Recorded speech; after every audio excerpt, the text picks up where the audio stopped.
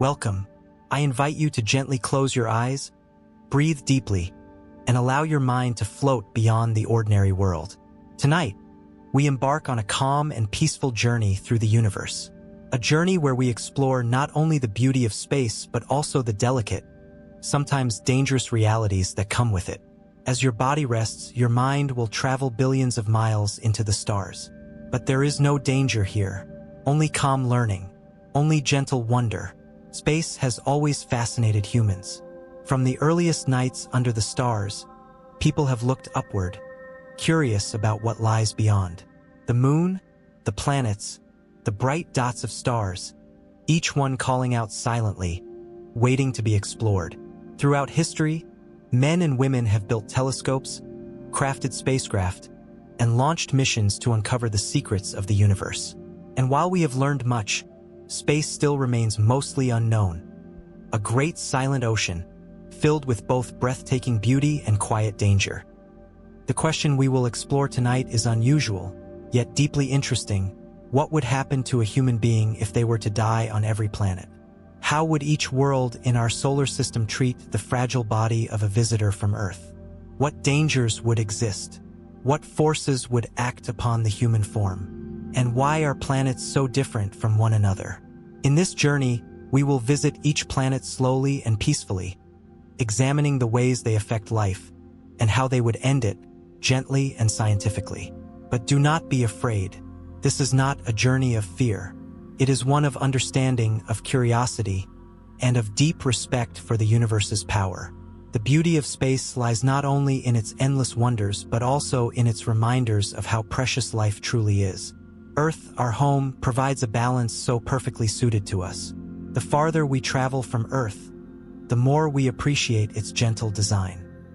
As we drift through the solar system, we will speak softly about atmospheric pressures, toxic gases, crushing gravities, freezing temperatures, and burning radiation. We will discuss these things not to frighten, but to bring calm clarity.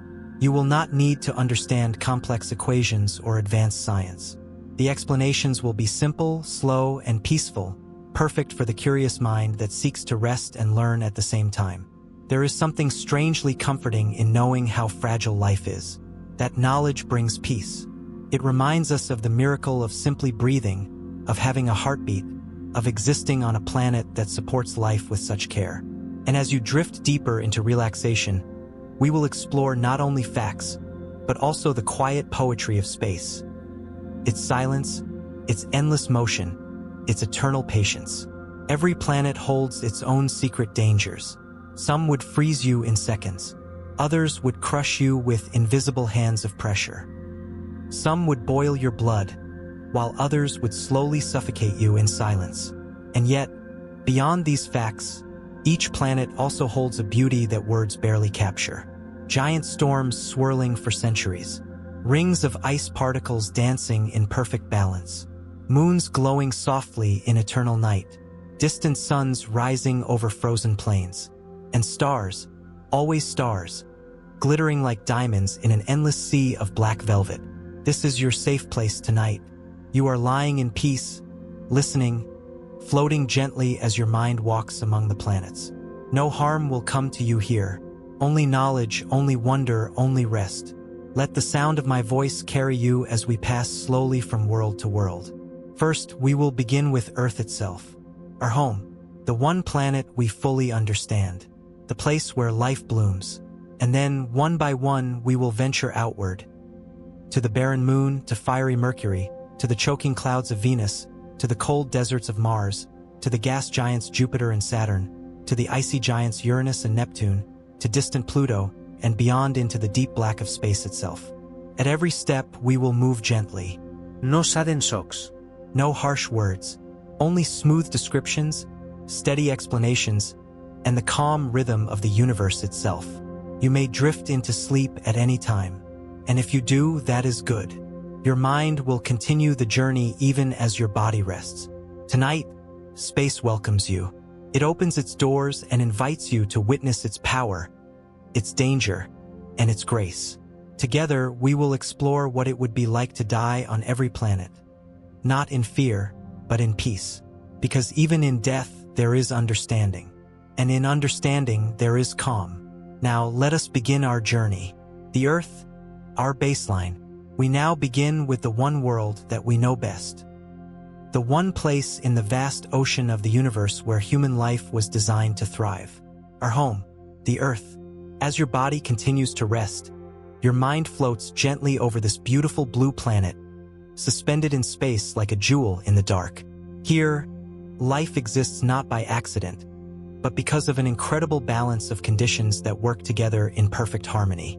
Every breath you take, every beat of your heart, is made possible because Earth holds you carefully in its embrace. Let us explore why Earth is so perfect for life. First, consider temperature. The Earth orbits at just the right distance from the Sun. Not too close to burn, not too far to freeze.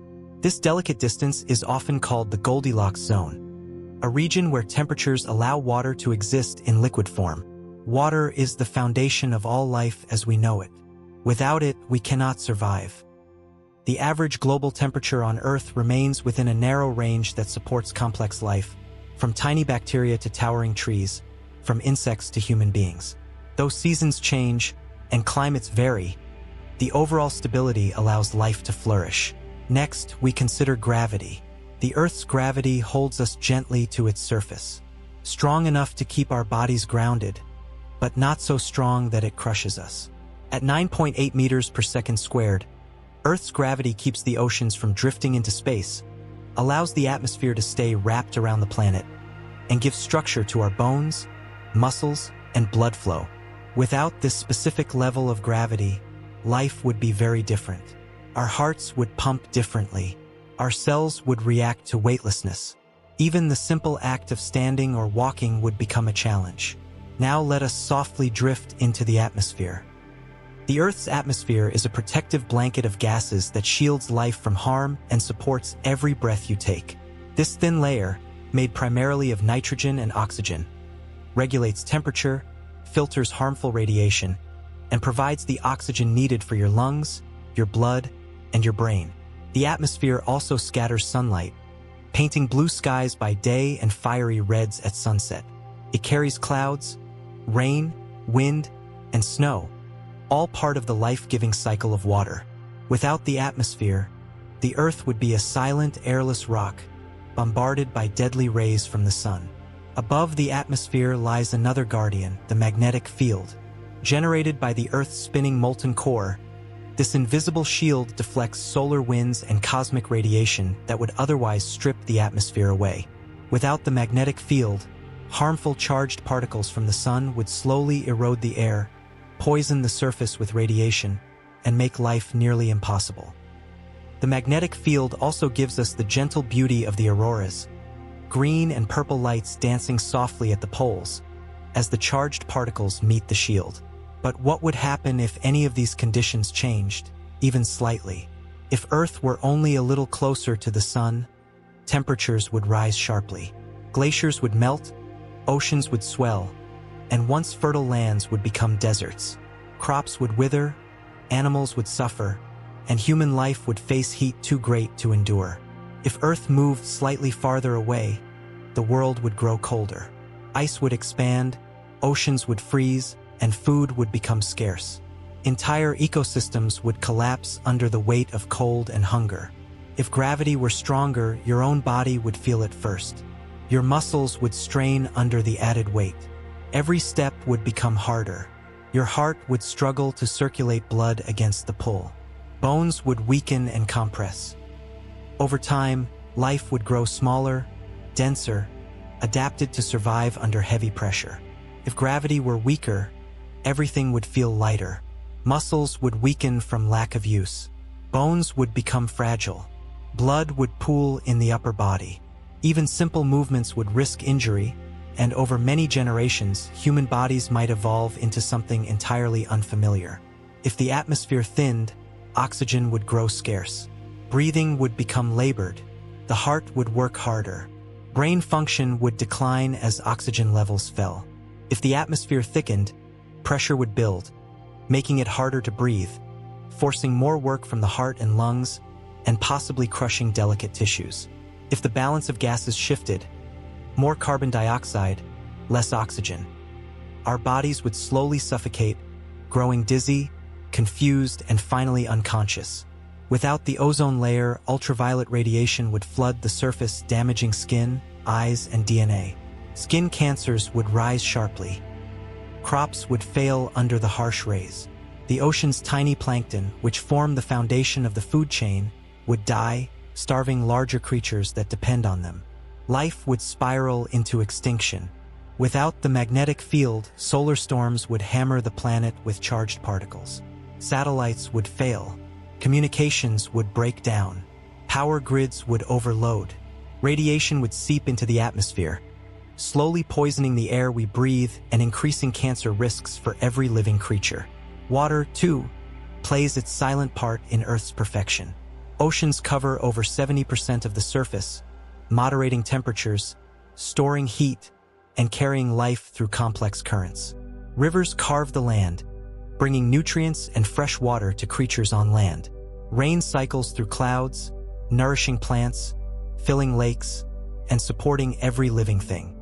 Without water, there is no life. Death on Earth, while always sorrowful, happens within these protective systems. It is often gentle compared to the violence of space. A human dying on Earth will still breathe air until the very end. The pressure will remain stable. The body cools slowly after death, cells fading into stillness.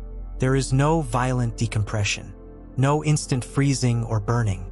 The atmosphere continues to cradle the body as it returns to the Earth's soil or sea, continuing the cycle of life. Compared to the violent deaths awaiting on other worlds, death on Earth is kind. It is part of the natural flow of existence. The same air that once gave life now carries the breath away. The same gravity that once held the body upright now lowers it gently into rest. The same water that sustained life will carry the body into the soil or sea, nourishing new life in turn. On Earth, death is a part of life's great circle. This perfect balance of temperature, gravity, air, magnetism, and water makes Earth a miracle among planets. So far, we have found no other place in the vast universe with conditions so perfectly suited to human life. The Earth is not simply where we live, it is where we belong. And so, as you continue to rest, let this quiet knowledge bring you comfort. The Earth holds you gently, as it has for countless generations before you. The balance is delicate. The harmony is beautiful. Life here is rare, precious, and fragile. Now, with this understanding, we prepare to leave our safe home and travel outward, to the worlds that do not offer the same gentle embrace. Worlds that are not made for us. Worlds where death would come quickly, silently, and often violently. Let us float calmly toward the moon, our nearest neighbor, and see what fate would meet a human who sets foot there without protection. The moon. We have now left the safety of Earth. As your body rests deeper in comfort, your mind floats toward our closest neighbor, the moon. Hanging silently in space, the moon appears calm, beautiful, even familiar. We see it almost every night, shining softly in the sky, glowing silver under the sun's distant light. But beneath its peaceful appearance, the moon is a place of danger for any human who dares to walk its surface without protection. The moon has no atmosphere, no air to breathe, no wind to stir the dust, no clouds to drift across its face. The sky above the moon is forever black, even when the sun shines directly upon it. Without an atmosphere, there is nothing to scatter sunlight or to soften shadows. The light is harsh, direct, and unfiltered. The shadows are deep and sharp, like cuts drawn across the surface. Because there is no atmosphere to trap heat or cold, the temperatures on the moon swing wildly. During lunar day, when the sun shines upon the surface, the temperature can rise to about 127 degrees Celsius, hotter than the boiling point of water. Yet when night falls and the surface turns away from the sun, temperatures can drop to minus 173 degrees Celsius, far colder than any winter on Earth. The moon moves through these extreme changes slowly, as each lunar day and night lasts about 2 weeks. Imagine standing on the moon without protection. The first and most immediate danger is the lack of air. There is no oxygen to breathe. Within seconds, a person would lose consciousness as the body's supply of oxygen runs out. The lungs would attempt to pull in air but find none. The brain, starved of oxygen, would quickly slip into unconsciousness, followed shortly by death. The absence of atmospheric pressure creates another silent threat. On Earth, our bodies are held together by the balance between the pressure inside our bodies and the pressure of the air around us. But on the Moon, there is no pressure outside. The body's internal gases would expand, causing swelling. Saliva and moisture on the tongue would begin to boil, not because of heat, but because liquids boil at lower temperatures in a vacuum. The boiling would not be violent but gentle, as the moisture turned to vapor. Blood circulation would be disrupted. Organs would strain under the imbalance. The skin would stretch but remain intact for a short time. If rescue does not come, the body would shut down fully. The Moon is a place of perfect silence. Without air, there is no medium for sound. Even in the moment of death, there would be no noise. No scream would be heard. No last breath would echo. Only silence. Eternal, endless silence. This is why spacesuits are essential on the Moon. They are not merely clothing. They are portable life support systems. A proper lunar spacesuit provides oxygen to breathe, maintains stable pressure to protect the body, regulates temperature, and shields against harmful radiation. Inside the suit, a human can function normally, breathing, moving, speaking into radios, and exploring. Without it, survival is impossible. Beyond the lack of air and extreme temperatures, the Moon holds other dangers. Micrometeorites, tiny rocks and particles traveling at high speeds, constantly strike the surface. The Moon's surface bears countless scars from impacts over billions of years. Without an atmosphere to burn up these small objects, even the tiniest pebble could strike a person with the force of a bullet. A single impact to an unprotected body would be fatal. Even a strike to a spacesuit could be deadly, puncturing the suit, causing rapid depressurization. Then there is radiation. The Moon offers no protection from the sun's harmful rays or from cosmic radiation that comes from distant parts of the galaxy. On Earth, the atmosphere and magnetic field shield us. But here, under the harsh sunlight of the Moon, radiation floods the surface, silently damaging cells, increasing the risk of cancer and sickness. For short visits, astronauts can manage. But for long stays, the radiation becomes a constant threat, requiring careful planning and shielding. Lunar gravity adds to the Moon's unique nature.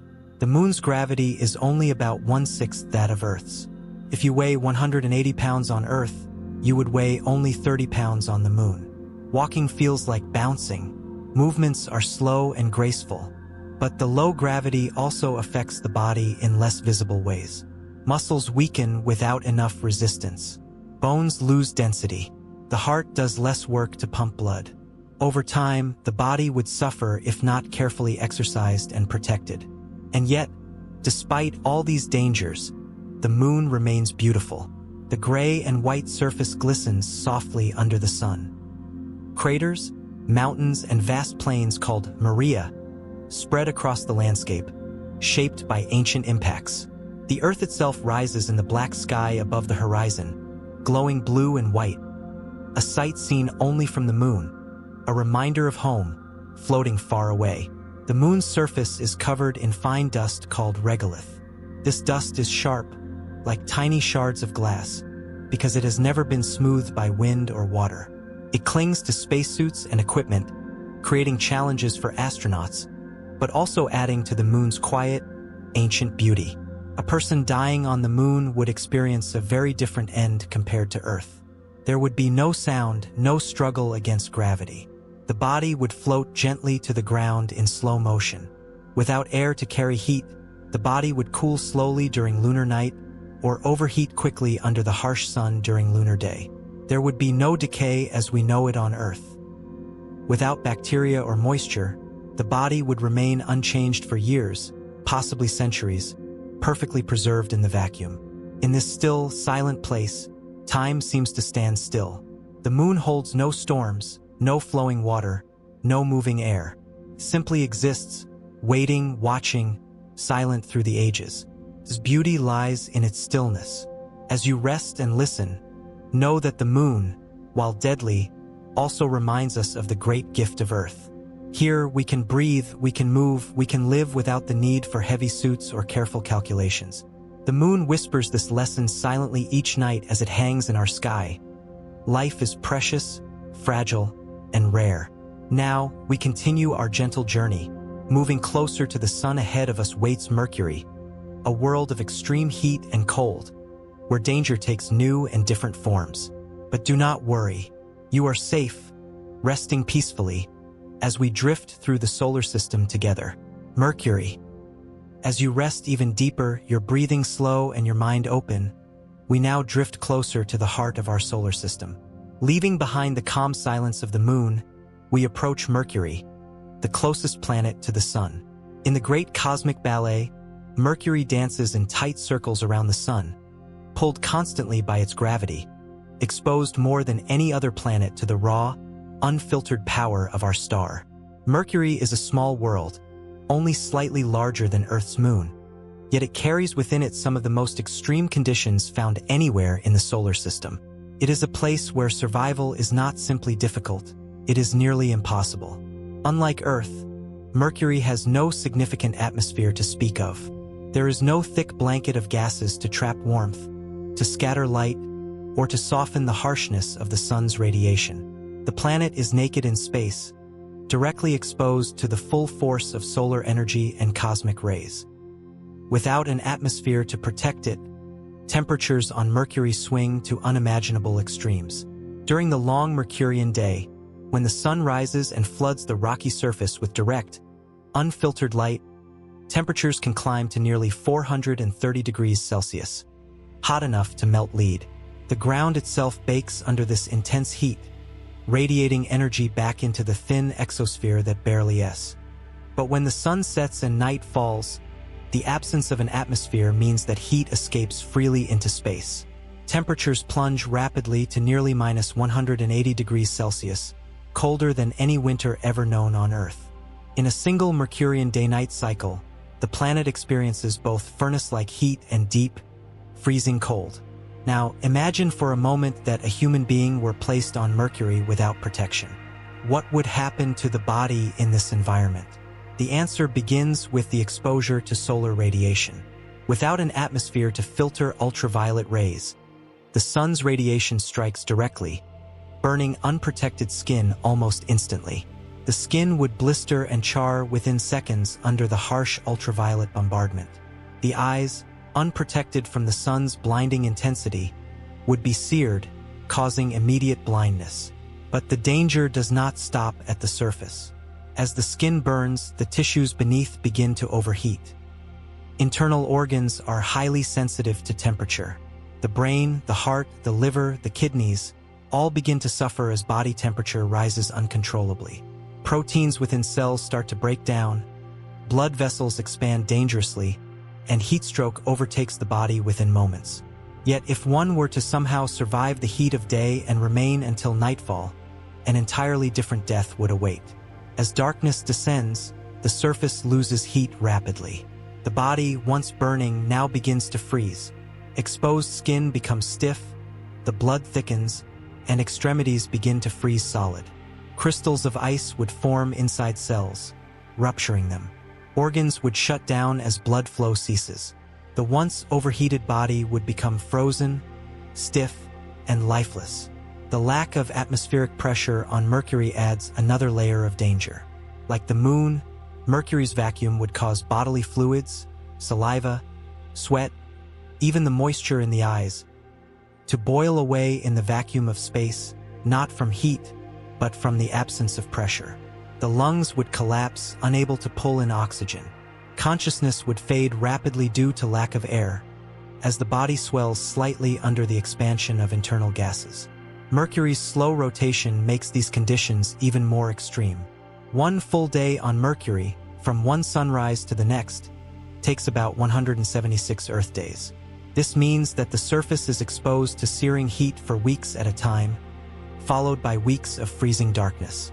The slow turning of the planet allows the sun to burn the surface relentlessly during its long day, and then release that heat fully into space during its extended night. Solar radiation on Mercury is far more intense than what we experience on Earth. The proximity to the Sun means that the planet receives up to 7 times the amount of solar energy that Earth does. The magnetosphere, which protects Earth from much of this radiation, is weak or practically non-existent on Mercury. Charged particles from solar storms sweep across the surface, bombarding everything with deadly radiation. Over time, this constant exposure damages DNA, disrupts cellular function, and leads to rapid radiation poisoning. The landscape of Mercury reflects its violent history. Its surface is marked by countless impact craters, reminders of ancient collisions with asteroids and comets. Without an atmosphere to burn up incoming objects, even small meteoroids strike the surface directly, leaving behind scars that have lasted for billions of years. The surface is gray, rocky, and desolate, shimmering faintly under the unfiltered sunlight. There are no oceans on Mercury. No rivers flow, no rain falls, no wind blows. The silence here is absolute. There are no sounds of life, no rustling of leaves, no waves crashing on shores, no birds singing under the sky. Only the occasional distant impact from a falling rock breaks the eternal stillness. Yet, despite its harshness, Mercury possesses a strange and haunting beauty. The sharp shadows cast by the low sun create long patterns across the cratered landscape. Cliffs and ridges stretch for hundreds of kilometers, formed by the cooling and shrinking of the planet's crust long ago. Near its poles, deep inside permanently shadowed craters, lies frozen water ice, hidden from the sun's reach, preserved in eternal cold. But for human life, Mercury remains utterly hostile. Without an atmosphere, without protection from radiation, without the right temperature, without pressure, and without water or breathable air, there is no place for us here. Even the best technology struggles to survive the conditions for extended periods. Spacesuits alone would not be enough. On Earth's moon, a spacesuit can protect against some radiation and provide breathable air. But on Mercury, the extreme temperatures and unrelenting radiation would overwhelm any standard suit quickly. The materials would break down under the intense sunlight. Cooling systems would fail to keep pace with the rising heat. Electronics would be fried by solar flares. Survival here requires not just protection but complete isolation from the environment, a mobile fortress more than a suit. In this place, death comes quietly but absolutely. Whether by burning, freezing, suffocating, or radiation, the human body cannot endure what Mercury offers. The dangers come from every direction, from the heat above, the vacuum around, the radiation within, and the cold below. And yet, as you listen and drift deeper into peace, let us remember that Mercury teaches us something profound. It reminds us how rare and precious life is. The balance we enjoy on Earth is not guaranteed everywhere. Most of the universe is silent, hostile, and indifferent to life. Mercury, like many worlds, sits quietly, enduring the violent heat of the sun and the icy cold of space, holding its secrets in silence. Now let your mind gently drift forward. From Mercury's scorched surface, we will glide toward the next world, Venus, a world wrapped in thick clouds of poison, where pressures crush and temperatures soar beyond even Mercury's heat. But do not fear. You are safe, resting, and floating peacefully as we continue our journey through the wonders and dangers of the solar system. Venus, as your mind rests deeper, we now leave Mercury behind and slowly drift toward one of the most mysterious, hostile, and deadly worlds in our solar system, Venus. At first glance, Venus appears beautiful. From space, it glows softly, covered in a thick layer of pale yellowish-white clouds. It is bright, often called the morning star or the evening star, because it shines brightly in Earth's sky. But beneath this peaceful appearance lies one of the most dangerous and inhospitable places ever known. Venus is often called Earth's evil twin. This is because, in many ways, Venus is similar to Earth. It is almost the same size. It has similar gravity. Its surface is solid, with mountains, valleys, volcanoes, and vast plains. And yet, The conditions on Venus could not be more different. While Earth supports life, Venus destroys it. Let us begin with its thick, toxic atmosphere. The atmosphere of Venus is made almost entirely of carbon dioxide, over 96%. The remaining part is mostly nitrogen. But within the clouds float tiny droplets of sulfuric acid, a powerful and highly corrosive substance. There is no oxygen to breathe. There is no moisture to drink. The air itself is a poison. The thickness of the atmosphere is crushing. The pressure on Venus's surface is over 90 times greater than the pressure at sea level on Earth. Imagine standing at the bottom of an ocean more than half a mile deep. That is what standing on Venus would feel like. The pressure would press against every part of your body, trying to collapse your lungs, crush your chest, and flatten your body under its weight. Now imagine stepping onto the surface of Venus without protection.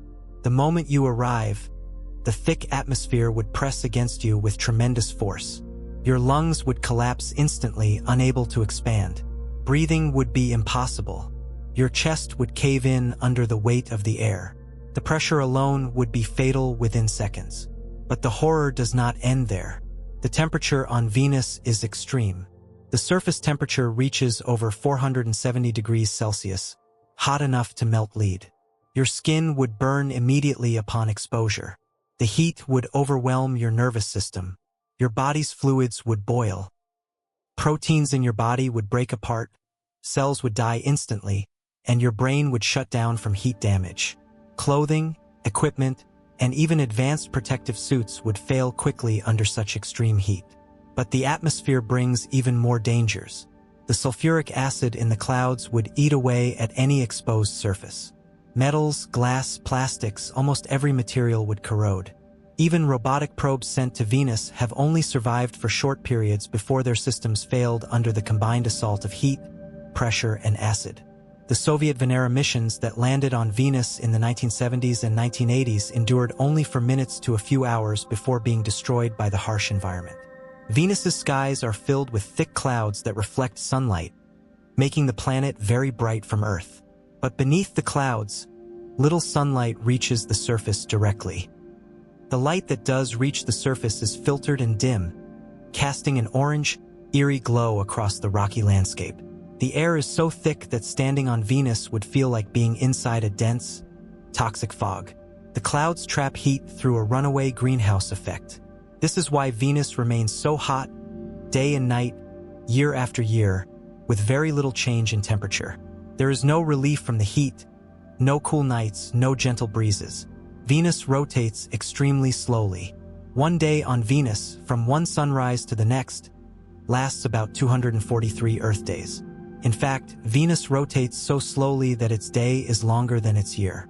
It completes one orbit around the Sun in about 225 Earth days, meaning a year is shorter than a day. This slow rotation contributes to the strange and powerful winds that sweep across its upper atmosphere.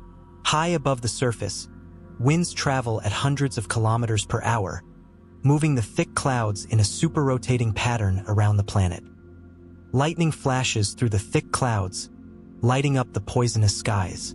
Thunderstorms rage in slow, silent bursts, hidden within the acid clouds. Scientists believe volcanic activity still shapes parts of Venus's surface. Mountains, vast lava plains, and possible active volcanoes hint that Venus may still be geologically alive. But these mysteries remain mostly hidden, locked beneath the dense cloud cover. Now imagine again, for a moment, that a human was placed on Venus without protection. First, your lungs would fail instantly under the crushing pressure. You would be unable to take even a single breath. Within seconds, unconsciousness would follow. Your skin would begin to burn from the extreme heat, and your organs would start to shut down. The acid in the air would begin to corrode your eyes, skin, and tissues. Within moments, your entire body would break down under the combined forces of pressure, heat, acid, and suffocation. Death would be certain and almost instant. Even the most advanced technology struggles to survive on Venus. The heat breaks down electronics. The acid eats away at metals. The pressure crushes even strong structures. Any human mission to Venus would require extreme engineering, thick protective shells, powerful cooling systems, advanced materials resistant to acid corrosion. For now, even our most advanced spacecraft only briefly study Venus from above or survive for short moments on its surface. Venus teaches us another important lesson about life in the universe. It shows us how a planet that seems so similar to Earth can become so utterly hostile. It reminds us how fragile our balance is, how easily conditions can shift from life-giving to life-destroying. The same greenhouse effect that traps warmth on Venus also exists on Earth, though far weaker. Changes in this delicate system can lead to great consequences over time. Yet, even in its danger, Venus holds great beauty. Its bright glow in our sky has inspired humans for thousands of years. The clouds swirling above it are graceful and mysterious. The surface, though hidden, contains towering mountains and vast plains of ancient lava.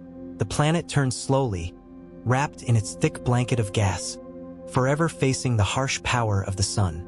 As you continue to rest peacefully, let your mind gently absorb the mysteries of Venus. The deadly air, the crushing pressure, the searing heat, all reminders of how special life is on Earth. Venus, the shining twin, whispers silently across the void. Life is not guaranteed. Survival is rare. Now, as we gently leave the burning world of Venus, we begin our journey toward the red deserts of Mars. There, the dangers are different: cold instead of heat, thin air instead of thick, dust instead of acid. But do not fear. You are safe, calm, and resting as we continue to float together through the wonders of the solar system.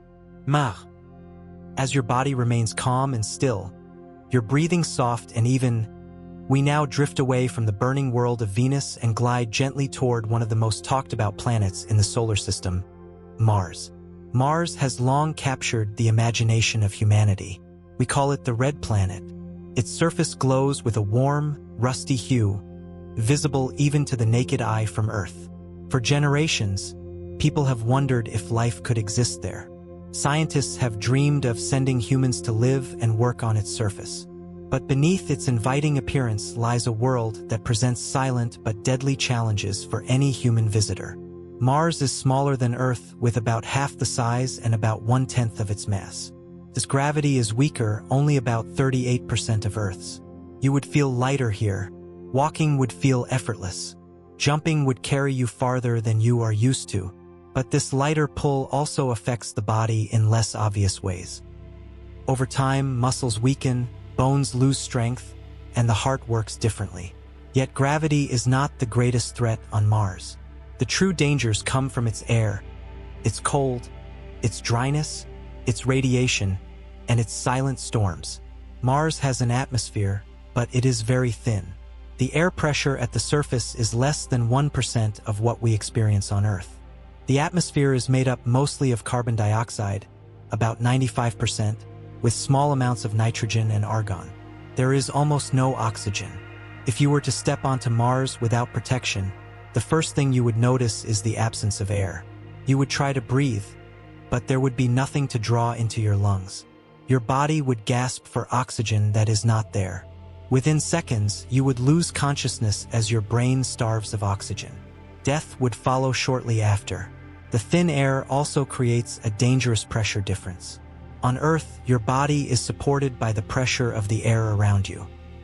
On Mars, the external pressure is so low that fluids in your body would begin to vaporize. Saliva would bubble on your tongue. Moisture in your eyes would boil. Blood circulation would be disrupted. The skin might swell slightly, but it would not explode. The skin holds together. Still, the internal damage would be fatal within moments. The temperature on Mars is bitterly cold. Average temperatures hover around -63 degrees Celsius. In some regions, temperatures can drop to -125 degrees Celsius during winter nights. Without protective gear, the cold would begin freezing your body rapidly. Exposed skin would stiffen, fingers and toes would become numb, frostbite would set in quickly. The cold would slow your heart, your breathing, your brain function. The extreme cold would continue to damage your cells, forming ice crystals inside tissues, rupturing them. Your body would freeze solid over time, preserved in the dry, cold Martian environment. Mars is also extremely dry. There are no rivers flowing across its surface today. Water exists only as ice beneath the ground or as vapor in the thin atmosphere. The dryness would dehydrate your body rapidly. Your lips would crack. Your skin would dry and peel. Moisture would be pulled from your eyes and mouth. Without water to drink, dehydration would become a serious danger in any long-term stay. Radiation presents another silent danger. Unlike Earth, Mars does not have a strong magnetic field to protect it from the sun's solar wind or cosmic rays from deep space. The thin atmosphere offers little shielding. Radiation rains down constantly. Over time, this exposure increases the risk of cancer, damages cells, weakens the immune system, and shortens life expectancy. Without proper shielding, humans would not survive long on the Martian surface. Dust storms add a unique challenge to life on Mars. These storms can cover the entire planet, lasting for days, weeks, or even months. Fine dust particles, much smaller than sand, are lifted high into the atmosphere, darkening the skies and blocking sunlight. The dust is sharp and dry, made of tiny pieces of rock and minerals. It can damage machinery, clog filters, scratch equipment, and pose a danger to the lungs if inhaled. Though the storms do not carry powerful winds like hurricanes on Earth due to the thin atmosphere, the dust itself becomes a silent, suffocating threat. Yet, despite all these dangers, Mars holds a quiet beauty. The red plains stretch far into the distance under pale orange skies. Towering volcanoes rise high above the surface. Olympus Mons stands as the tallest volcano in the solar system, nearly 3 times the height of Mount Everest. Deep canyons, like Valles Marineris, cut across the planet for thousands of kilometers, wider and deeper than any canyon on Earth. The polar ice caps gleam white at the planet's poles, slowly shrinking and growing with the changing seasons. The sky glows pink during the day and turns deep red as the sun sets. The silence on Mars is complete. There is no sound, no rustle of leaves, no birds, no waves. Only the soft crunch of dust beneath a traveler's feet would break the stillness. This silent world offers a strange kind of peace, where time seems to stand still. Humans have dreamed of living on Mars. Theoretical ways to survive include building habitats with thick walls to block radiation, creating pressurized living spaces filled with breathable air, using advanced suits for outdoor exploration, and developing technologies to extract water from the soil or atmosphere. Greenhouses could provide food and oxygen, while underground shelters could offer protection from radiation and temperature swings. But even with technology, life on Mars would remain harsh, dangerous, and fragile. A single failure in life support systems could lead to rapid death. A tear in a suit, a power failure, a loss of pressure, all would bring swift consequences. If a person were to die on Mars without protection, the process would be unforgiving. First, unconsciousness from lack of oxygen within seconds. Then swelling and decompression injuries from the low pressure. The cold would freeze the body quickly, preserving it in the dry Martian air. There would be no decay as we know it because bacteria that break down bodies on Earth would not survive here. The body might remain frozen and intact for hundreds or even thousands of years, undisturbed in the dust. Mars reminds us again how precious Earth is. On our home world, we breathe freely. We are warmed by a stable sun, protected by a strong magnetic field, shielded by a rich atmosphere, nourished by flowing water and abundant life. Mars offers us a vision of what could be lost if those protections were ever taken. Yet, even in its danger, Mars draws us closer. Its beauty, its mystery, its silent landscapes continue to call explorers to dream of walking its surface. As you continue to rest, safe and calm, your mind floats over these dusty plains, free from harm, absorbing the silent lessons of the red planet. Now, as our journey continues, we prepare to leave Mars behind and drift toward the largest planet in our solar system, Jupiter. There, we will encounter crushing pressures, swirling storms larger than entire planets, and a world that offers no solid ground beneath your feet. But do not fear. You are safe, resting, and floating as we continue our peaceful journey through the wonders of the universe. Jupiter. As your body rests deeper and your breathing remains slow and peaceful, we now leave the cold, dusty plains of Mars and begin our journey toward the true giant of our solar system, Jupiter. Jupiter is massive, powerful, and unlike anything we have encountered so far. It is the largest planet in our solar system, containing more mass than all the other planets combined. But Jupiter is not like Earth, or Mars, or Venus. It is a gas giant. There is no solid surface to stand upon. It is a world of swirling gases, crushing pressures, and unimaginable storms. Yet, from a distance, it is beautiful. Jupiter's colorful bands stretch across its face, painted in shades of white, yellow, brown, and orange. The planet rotates rapidly, completing one full turn in just under 10 hours. This fast rotation stretches its atmosphere into bands and creates violent storms that have lasted for centuries. The most famous of these storms is the Great Red Spot, a vast spinning vortex larger than Earth itself. This massive storm has raged for at least 350 years, possibly longer, a swirling hurricane of unimaginable force, turning slowly in Jupiter's southern hemisphere. Its winds can reach speeds of 430 kilometers per hour. Yet, despite its violence, from afar, it appears calm, like a giant painted eye staring silently into space. As we begin to imagine what would happen to a human falling into Jupiter, we must first understand that there is no surface where one can land. Jupiter's upper layers are made of hydrogen and helium gas. As you descend deeper, the gases become denser and hotter, eventually turning into strange forms of liquid and metallic hydrogen under extreme pressure. But there is no hard surface waiting at the bottom. The descent into Jupiter is a slow, steady journey into increasing danger. At the very top of Jupiter's atmosphere, the pressures are low, similar to high altitudes on Earth. The temperature here is extremely cold, around -145 degrees Celsius. The winds are fierce, racing across the planet at hundreds of kilometers per hour. The upper atmosphere is filled with ammonia clouds, creating the planet's beautiful striped appearance. These clouds reflect sunlight, giving Jupiter its bright, colorful look when viewed from afar. If a human were to fall into Jupiter from above, the first sensation would be the freezing cold and the absence of solid ground. There would be no surface to catch your fall. You would begin to descend slowly at first, falling through the upper atmosphere. The cold would stiffen your body.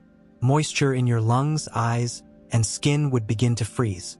The winds would whip around you, pushing and pulling your body as you fell deeper.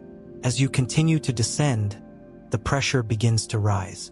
The gases grow thicker. The temperatures start to climb. The thin gases above slowly give way to denser layers.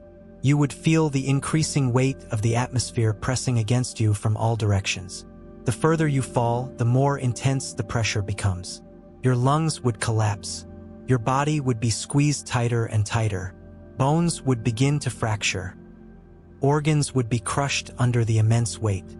The rising temperatures would cook your body from the inside, turning the cold that once froze you into a deadly furnace. The deeper you fall, the stranger the environment becomes. The hydrogen gas begins to behave like a liquid under the immense pressure. You would now be falling through a superheated ocean of liquid hydrogen, a state of matter that does not exist naturally on Earth. The temperature here rises to thousands of degrees Celsius. The crushing pressure would reach millions of times greater than Earth's surface pressure. At this depth, no material we know of could survive intact. Human tissue would be vaporized, bones shattered, and any protective suit would be utterly destroyed. The descent would not stop here. Even deeper, the liquid hydrogen turns into metallic hydrogen, a rare and exotic form of matter where hydrogen atoms are packed so tightly that electrons flow freely, creating metallic properties. This metallic hydrogen layer may be responsible for generating Jupiter's powerful magnetic field, one of the strongest in the solar system. Jupiter's magnetic field is more than 20,000 times stronger than Earth's. It creates intense radiation belts around the planet, filled with charged particles trapped by the magnetic field. These radiation belts are deadly. Any spacecraft or human exposed to them would be bombarded with radiation doses far beyond what the body can tolerate. This radiation damages cells, destroys DNA, and leads to rapid radiation sickness and death. The radiation alone would be fatal long before reaching the deeper layers of the planet. Even high above the atmosphere, Jupiter's magnetic field interacts with solar winds, creating powerful auroras near its poles. These glowing lights are hundreds of times more energetic than the auroras seen on Earth. They pulse and shimmer in Jupiter's upper atmosphere, beautiful yet deadly signals of the planet's raw power. As the descent continues, temperatures and pressures rise beyond anything imaginable. Deeper still lies the planet's core, which scientists believe may be made of rock and metal, surrounded by the dense metallic hydrogen. Temperatures here may reach over 24,000 degrees Celsius. The core is small compared to the vast layers above, but remains largely a mystery due to the planet's extreme conditions preventing direct observation. Throughout this entire descent, there is no place where a human could survive. Death would come in stages: exposure to freezing temperatures, destruction by winds, crushing by pressure, cooking by heat, bombardment by radiation. The very nature of Jupiter ensures that no life as we know it could endure its depths. Yet, for all its dangers, Jupiter remains a world of immense beauty. Its swirling bands create hypnotic patterns that constantly change. Storms twist and form in its upper layers, some lasting for centuries, others appearing and vanishing in weeks. Its many moons orbit gracefully, each unique, from volcanic Io to icy Europa, to massive Ganymede and mysterious Callisto. The system around Jupiter is like a miniature solar system of its own. Jupiter's sheer size commands respect. Its gravity shapes the orbits of nearby asteroids, helps protect the inner planets from some impacts, and influences the movement of other objects in the solar system.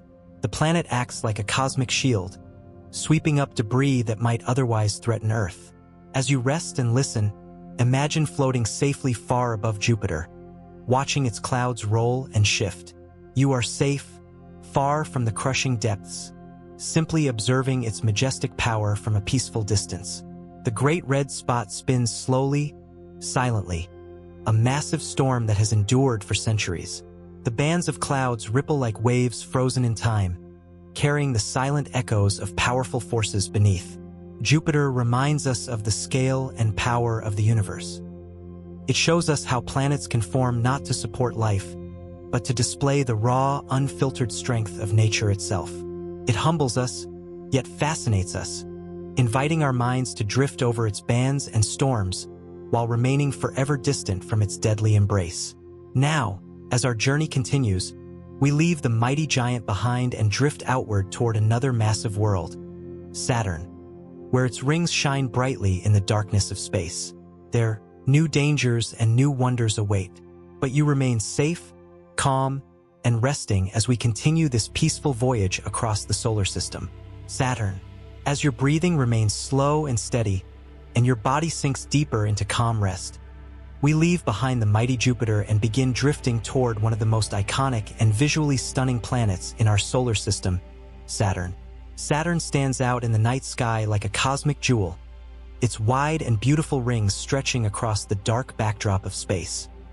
But beneath its graceful appearance lies another world of extreme danger, a place where no human could survive without the most advanced protection. Saturn is a gas giant like Jupiter. It is the second largest planet in the solar system, made mostly of hydrogen and helium.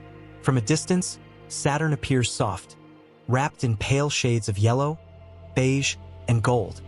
Its atmosphere calm compared to Jupiter's violent storms. But this calm is deceptive. As with all gas giants, Saturn does not have a solid surface to land on.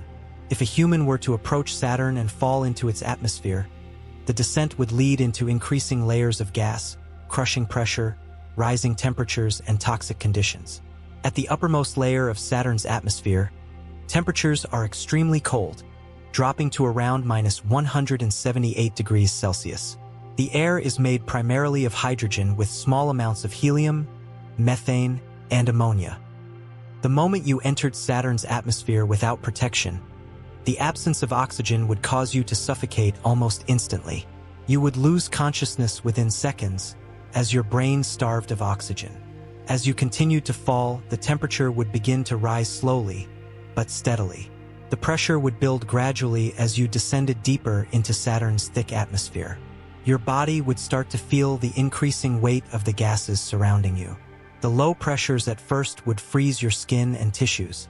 Saliva in your mouth would begin to boil due to the lack of pressure, your lungs would collapse, and your blood circulation would fail.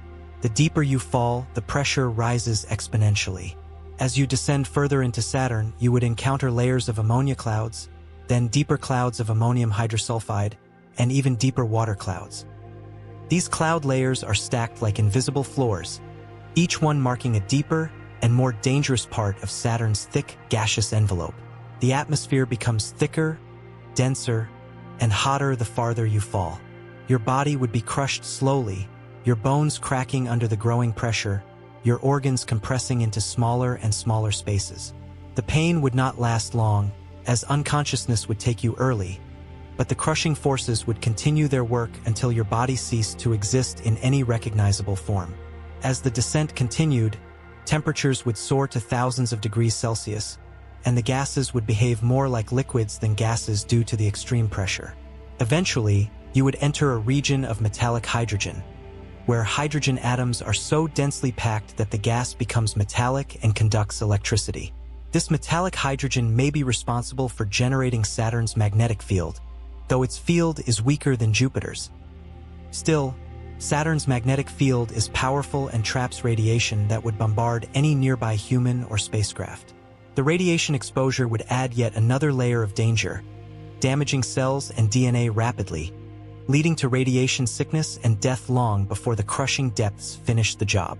Deep beneath all these layers, scientists believe there may be a dense core of rock and ice, but this core is unreachable and remains one of Saturn's many mysteries.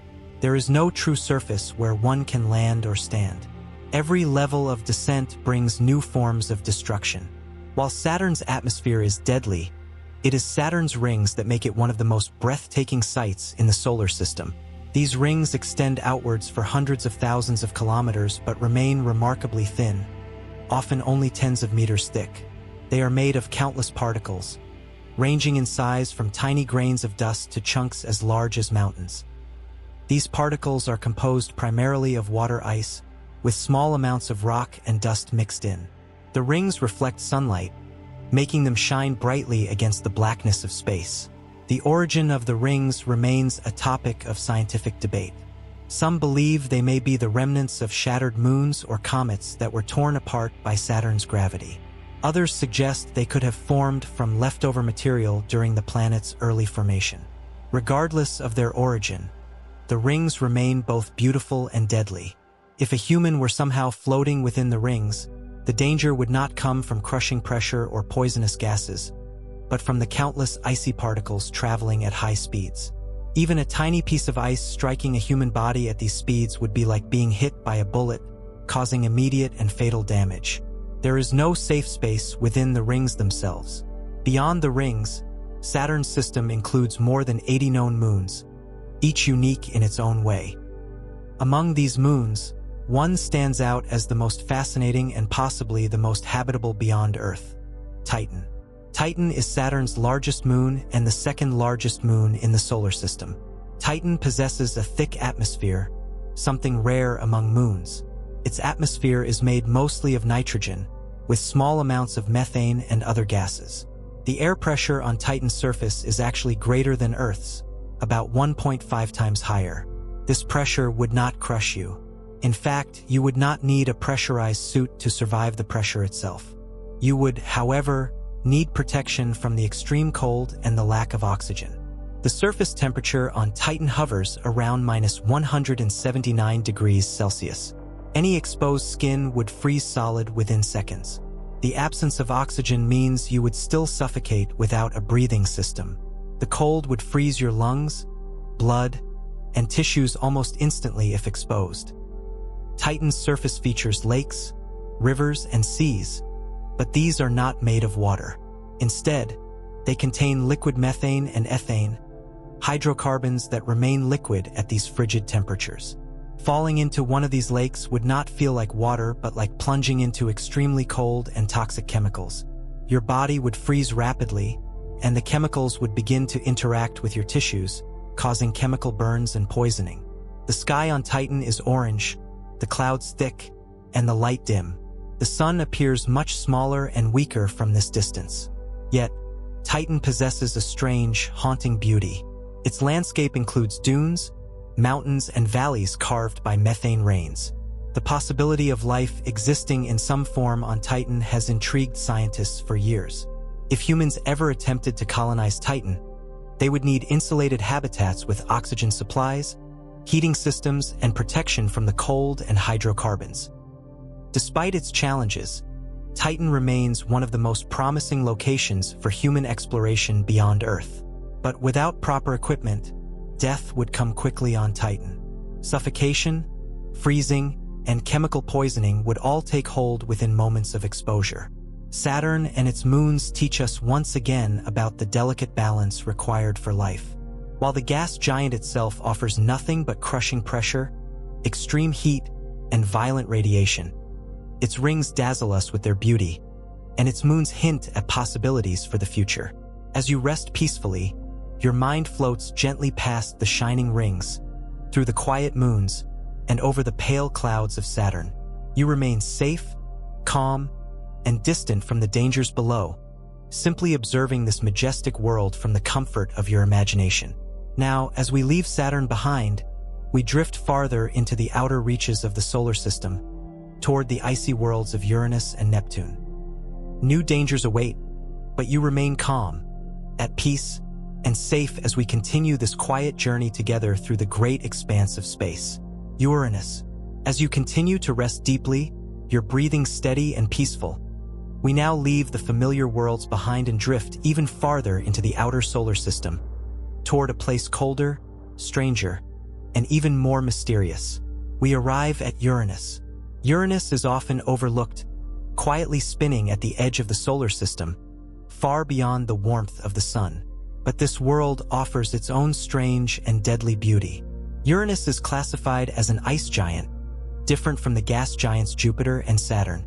While still made mostly of hydrogen and helium, Uranus contains far more ices, ammonia, methane, and water, frozen into exotic forms deep within its atmosphere and interior. From a distance, Uranus appears as a soft, pale blue-green sphere. This color comes from methane in its atmosphere, which absorbs the red wavelengths of sunlight and reflects the blue and green back into space. The planet rotates in a way unlike any other in the solar system. While most planets spin upright or slightly tilted, Uranus lies nearly on its side. Its axis of rotation is tilted by about 98 degrees. This extreme tilt causes unique seasons that last for decades. One pole faces the sun for nearly 42 Earth years while the other sits in darkness. Then the cycle reverses. Long seasons of light and long seasons of night alternate in this distant realm. As we imagine a human falling into Uranus, we begin at the outermost edges of its atmosphere, where the air is cold and thin. The temperatures here are among the coldest in the solar system, dropping to -224 degrees Celsius, just above absolute zero. The extreme cold would freeze exposed skin instantly. Moisture in the eyes, mouth, and lungs would crystallize. Any exposed tissue would freeze solid, turning brittle within seconds. But cold is only the beginning. The atmosphere of Uranus contains mostly hydrogen and helium, but also methane, ammonia, and traces of other gases. There is no oxygen to breathe. Attempting to inhale would bring in toxic gases that do nothing to support life. Without oxygen, unconsciousness would occur quickly, as the brain is starved of the air it needs. Death from asphyxiation would follow soon after. As the descent continues deeper into Uranus's atmosphere, the pressure begins to build. Unlike on Earth, where the atmosphere grows thicker over a few kilometers, Uranus's atmosphere stretches for thousands of kilometers. The pressure increases slowly but steadily, squeezing the body tighter with each passing moment. The lungs would collapse early in the descent, unable to expand against the mounting external pressure. Blood circulation would be disrupted. Organs would compress. The skin might initially resist the pressure, but bones would crack, muscles would be crushed, and tissues would be flattened as the descent continued. The gases surrounding the body would grow denser and warmer, slowly cooking the tissues as the pressure climbed.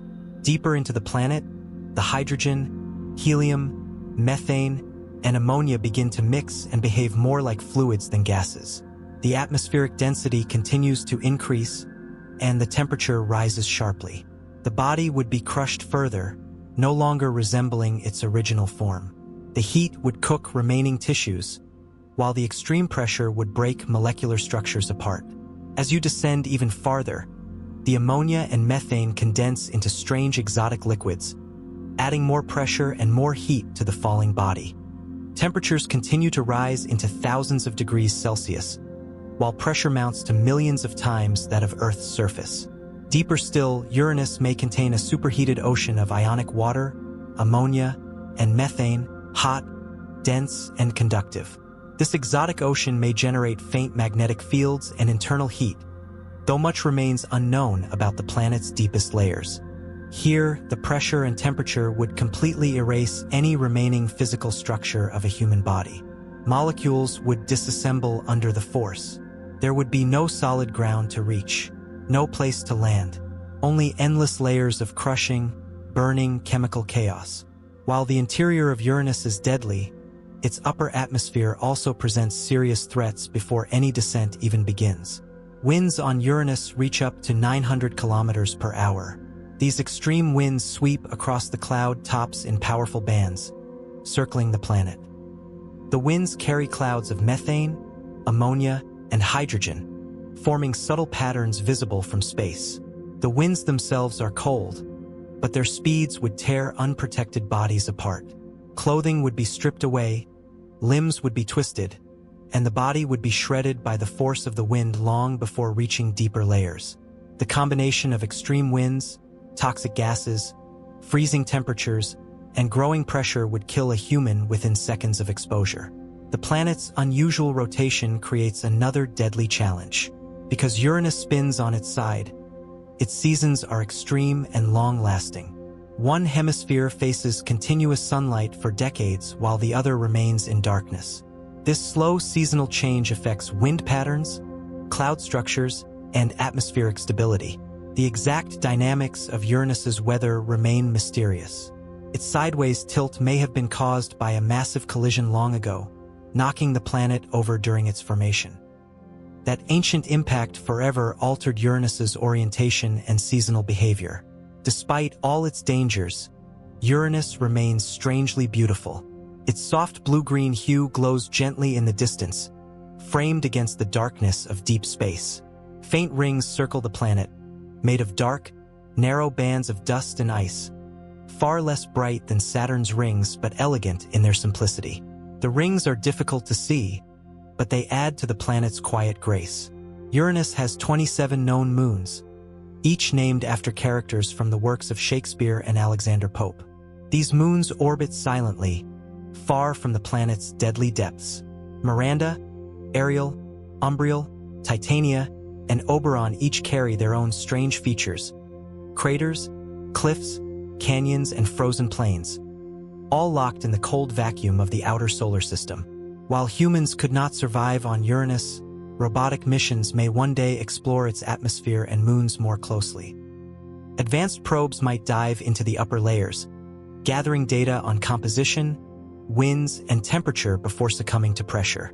Orbiters might map the strange magnetic field, which, like the planet's axis, is also tilted and offset in unusual ways. Scientists continue to study Uranus from afar, using telescopes and flybys, hoping to uncover its secrets.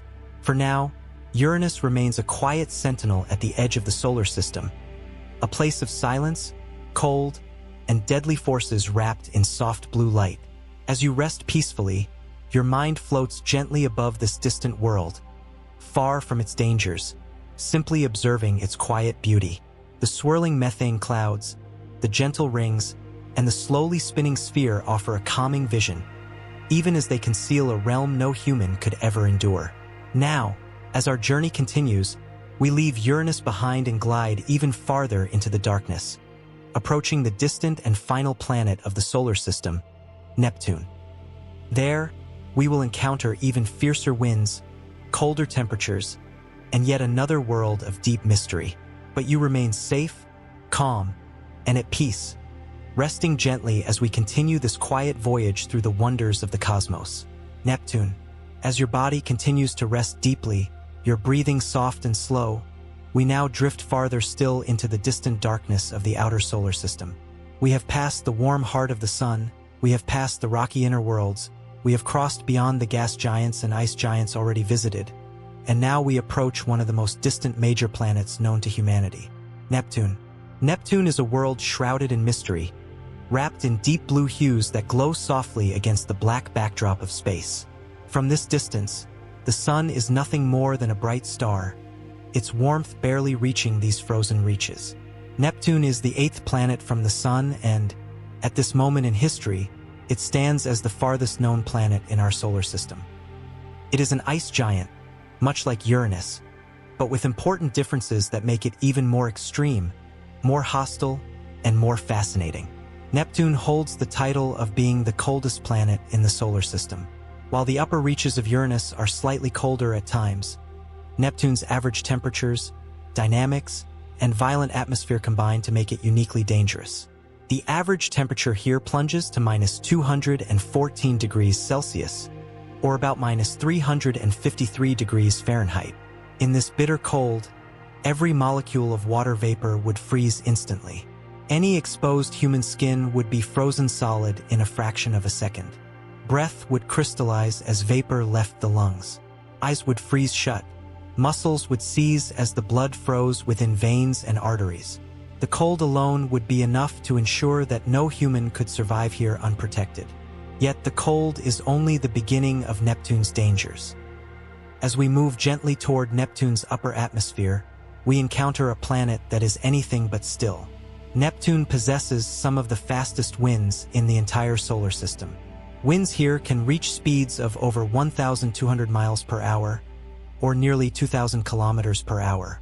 These winds circle the planet at supersonic speeds, forming violent bands and chaotic swirling storms. The winds whip massive clouds of frozen methane ice into intricate patterns across the pale blue surface. These winds are strong enough to rip apart unprotected objects with ease. A human body exposed to Neptune's atmosphere would be torn apart almost instantly by the force of these winds. Clothing, equipment, even protective suits would be shredded. Limbs would be wrenched violently, bones dislocated, and tissues ripped from the frame of the body before any descent into the deeper layers had even begun. The atmospheric gases themselves offer no refuge. Neptune's atmosphere is composed mainly of hydrogen and helium, with significant amounts of methane, which gives the planet its deep blue color. There is no oxygen to breathe. Any attempt to draw in air would fill the lungs with suffocating gas, leading to unconsciousness within seconds. The lack of oxygen would cause the brain to shut down quickly, leading to a quiet, rapid loss of consciousness and death. Even without the violence of the winds, the very air itself is unbreathable and toxic. As the descent continues deeper into Neptune's atmosphere, the pressure begins to rise steadily. The upper layers are thin and frigid, but as we move downward, the gases compress, growing denser and heavier with every kilometer. The pressure at Neptune's core may be millions of times greater than Earth's surface pressure. The human body, so fragile, would not withstand even the early stages of this crushing force. Bones would crack under the immense weight. Organs would compress. The chest would cave inward. Blood vessels would burst. Skin might initially contain the swelling, but internal structures would fail rapidly. The process would not be sudden, but it would be absolute. As the body is squeezed by the crushing atmosphere, temperatures also begin to rise. The freezing cold of the upper atmosphere gives way to increasing heat as we descend into the planet's interior. The deeper you fall, the warmer it becomes. Thousands of kilometers below the cloud tops, temperatures may rise to thousands of degrees Celsius. Hydrogen and helium gases transform under the immense pressure, turning into exotic states of matter. Like Uranus, Neptune is believed to have a hot, dense interior filled with superheated water, ammonia, and methane ices forming a slushy, compressed ocean that behaves unlike any liquid found on Earth. This layer is thought to conduct electricity and may help generate Neptune's magnetic field. Farther down still, the core of Neptune may contain rock and metal compressed under enormous pressure. It remains hidden beneath all the crushing gas and exotic fluids. No probe has ever reached Neptune's core. No human eye has ever seen it. The descent toward Neptune's interior would be one of increasing destruction. The crushing pressure, rising heat, and changing state of matter would ensure that any object, even a reinforced probe, would be completely obliterated long before reaching the core. For a human, death would occur high above, in the thin upper atmosphere, either by suffocation, freezing, wind shear, or pressure collapse. The deeper layers only continue the destruction, removing all trace of structure or form. Despite its dangers, Neptune possesses breathtaking beauty. Its atmosphere glows in a deep, rich shade of blue unmatched anywhere else in the solar system. This color comes from the way methane absorbs red light while scattering blue, but the precise richness of Neptune's hue remains one of its many scientific mysteries. Neptune's beauty is further enhanced by its massive storms. The planet's most famous feature, once observed by Voyager 2, was the Great Dark Spot, a massive storm system roughly the size of Earth, swirling through Neptune's atmosphere. Unlike Jupiter's Great Red Spot, Neptune's dark spots appear and disappear over time, forming new storms that evolve as they are studied from afar. The violent winds, powerful storms, and dynamic weather patterns create a planet that is both violent and elegant, chaotic and still graceful when observed from a distance. Neptune's magnetic field is also unique. It is tilted sharply compared to the planet's rotation and offset from the planet's center. This creates complex and shifting patterns of charged particles surrounding the planet. While not as deadly as Jupiter's intense radiation belts, Neptune's magnetic environment would still pose serious risks to any spacecraft or human visitor. Orbiting Neptune are 14 known moons, each distant and frozen. The largest of these moons is Triton. Triton is unlike most moons in the solar system because it orbits Neptune in a retrograde direction, opposite to Neptune's rotation, suggesting it may have been captured from the Kuiper Belt long ago. Triton's surface is covered in frozen nitrogen and ice, and geysers of nitrogen gas erupt from its crust, shooting material high into the thin atmosphere. Like Neptune itself, Triton is cold, distant, and deadly, but deeply fascinating. If a human were to stand on Triton without protection, the extreme cold would freeze the body instantly. The lack of oxygen would bring unconsciousness within seconds, and the low pressure would cause fluids to boil and evaporate quickly, much like on Mars, but even colder. Neptune remains a source of great interest to scientists because so much about it is still unknown. Its distance makes it difficult to study closely. Only one spacecraft, Voyager 2, has visited Neptune directly, passing by in 1989. Since then, all observations have come from telescopes, leaving much of Neptune's atmosphere, interior, magnetic field, and moons unexplored. Scientists continue to debate how Neptune generates its internal heat, why its winds are so fast, and how its storms form and fade. The planet holds secrets that continue to challenge our understanding of planetary science. Missions to Neptune may one day unlock these mysteries, but for now, it remains distant, cold, and quiet, spinning slowly at the far reaches of our solar system. As you continue to rest deeply, your mind floats gently above Neptune's swirling blue clouds, far from the winds, the storms, and the crushing pressures below. You are safe and calm, observing the quiet beauty of this distant giant from afar. The swirling methane clouds, the dancing storms, and the icy moons form a silent symphony of motion, gently reminding us of the vastness and mystery of the universe. Now, as we prepare to leave Neptune behind, we drift beyond the edge of the major planets, into the distant frontier of the solar system, where Pluto and other icy worlds await. But you remain at peace, calm and protected, as we continue this quiet journey into the farthest reaches of space. Pluto, as your body remains calm, you're breathing deep and steady. We now leave behind the mighty planets of the solar system and drift even farther into the silent darkness beyond Neptune. Here, in the distant outskirts of our solar system, we approach a small world that was once called the ninth planet, a place that remains both beautiful and deeply mysterious. This is Pluto. Pluto is a dwarf planet located in the Kuiper Belt, a vast ring of icy bodies that orbit the Sun far beyond Neptune. Discovered in 1930, Pluto captured the imagination of scientists and the public alike. For many years, it was considered the ninth planet, but as our understanding of the solar system grew, Pluto was reclassified as a dwarf planet in 2006. Yet this change in title does not lessen Pluto's importance or its fascinating nature. Pluto orbits the Sun at an average distance of about 3.7 billion miles, or nearly 6 billion kilometers. From this distance, the Sun appears as nothing more than a bright star in the sky, its warmth barely reaching Pluto's icy surface. The temperature on Pluto averages around -375 degrees Fahrenheit, or -225 degrees Celsius. This makes Pluto one of the coldest places in the entire solar system. At these temperatures, most substances that are gases on Earth exist as solid ice.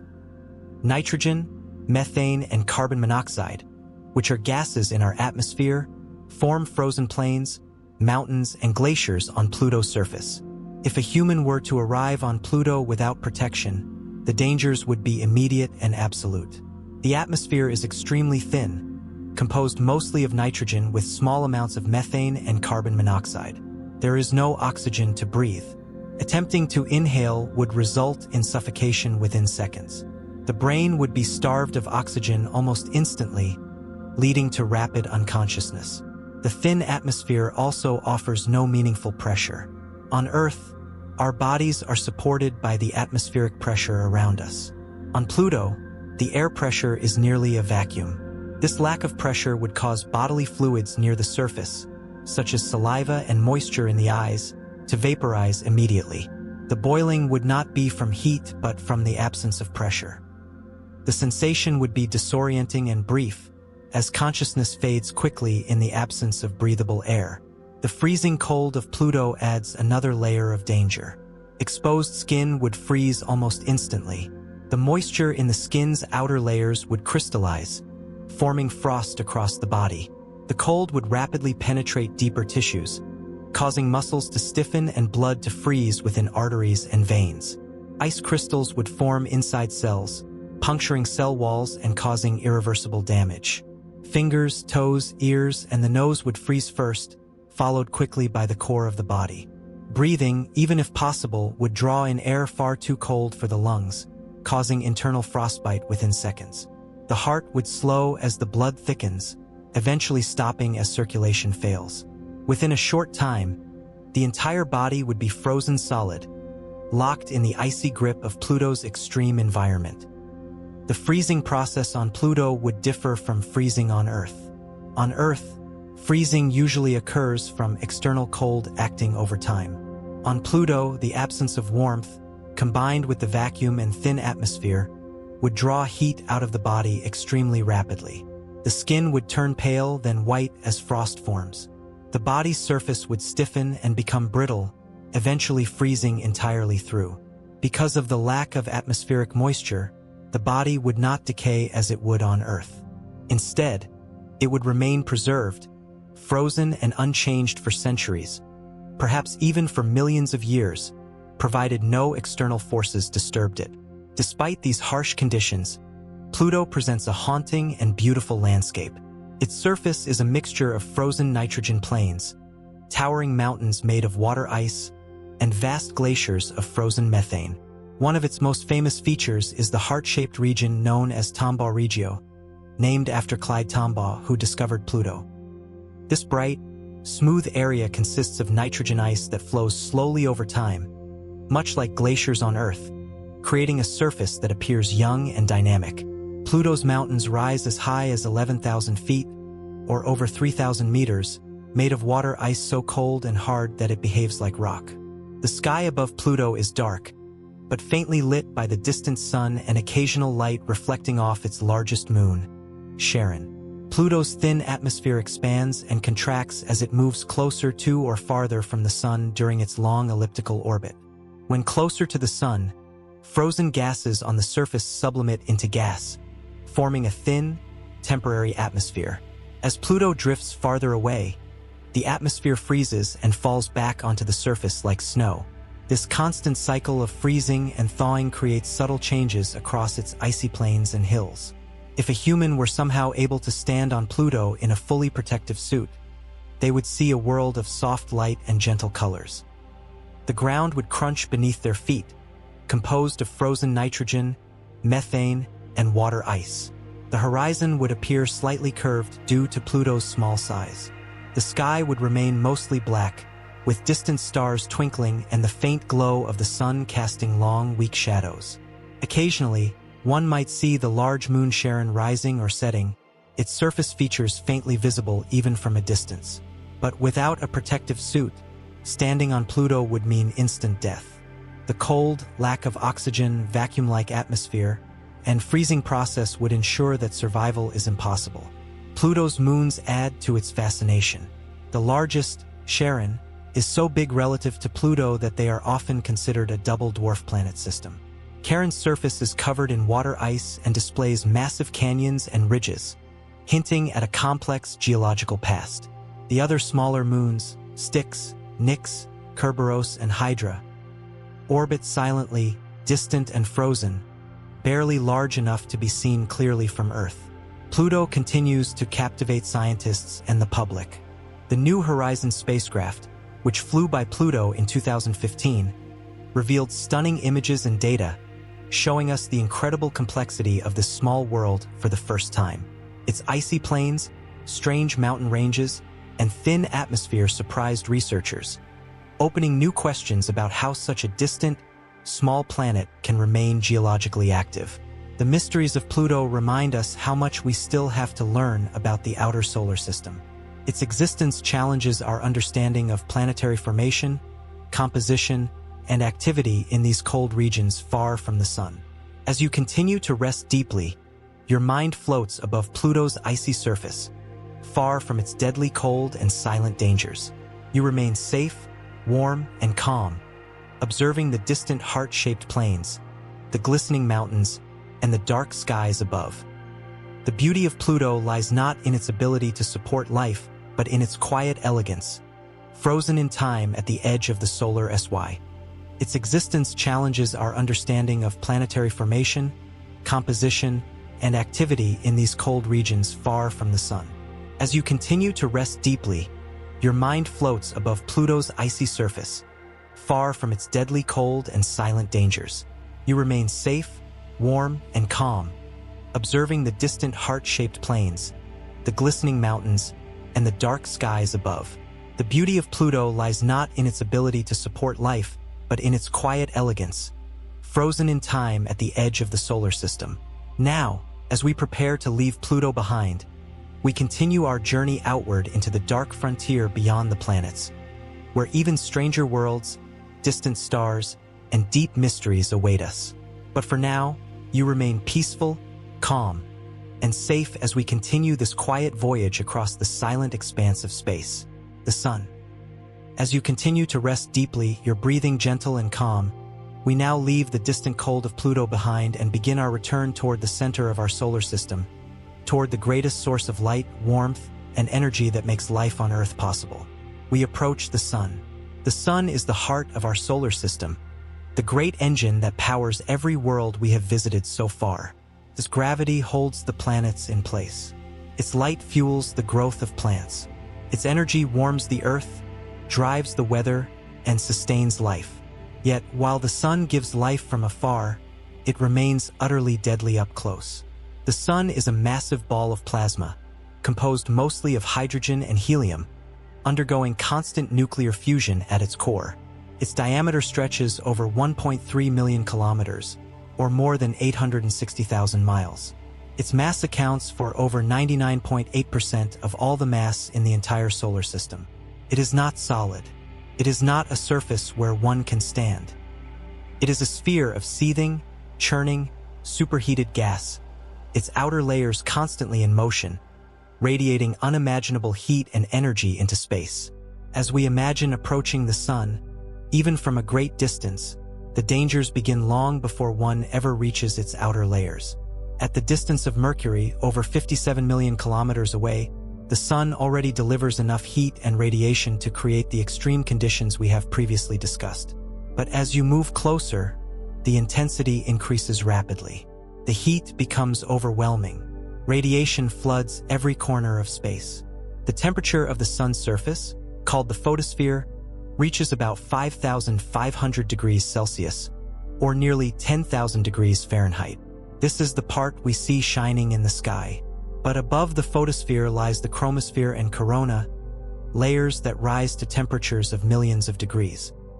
The deeper one ventures into the sun's layers, the hotter it becomes, until reaching the core where temperatures exceed 15 million degrees Celsius, or about 27 million degrees Fahrenheit. The energy produced at the sun's core comes from nuclear fusion, where hydrogen atoms fuse to form helium, releasing tremendous amounts of energy in the form of light, heat, and radiation. If a human were somehow able to approach the sun without protection, death would occur long before reaching its visible surface. Even at a great distance, the intense heat would begin to burn exposed skin. The radiation would overwhelm the body, damaging cells, destroying DNA, and triggering radiation sickness almost immediately. The light itself would be blinding, far brighter than anything seen on Earth. As you draw closer, temperatures would rise sharply. Clothing would ignite. The outer layers of skin would burn away, exposing deeper tissues that would also catch fire. The air surrounding the body would heat to extreme temperatures, creating a blast of superheated gases that would incinerate the body almost instantly. Moisture in the body would boil and vaporize. Blood would flash into steam, causing internal organs to rupture and burst. Bones would be exposed to extreme heat and would begin to break down, first charring, then disintegrating into ash. The entire process of vaporization would occur within seconds. There would be no time to feel pain. The destruction would be absolute, complete, and final. Even long before reaching the sun's outer layers, the radiation alone would ensure death. The sun emits vast amounts of ultraviolet light, X-rays, and gamma rays, forms of radiation far beyond what human tissues can endure. The Earth's atmosphere protects us from most of these harmful rays, but in space, with no protection, the radiation would penetrate the body, breaking apart molecular bonds, causing instant and irreparable damage to every cell. This radiation would destroy the nervous system, blood cells, and internal organs in moments.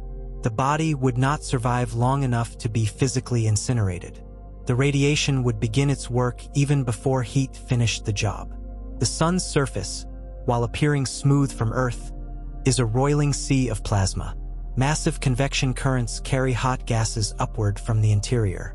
Dark sunspots, cooler regions caused by magnetic activity, dot the surface, sometimes larger than the entire Earth.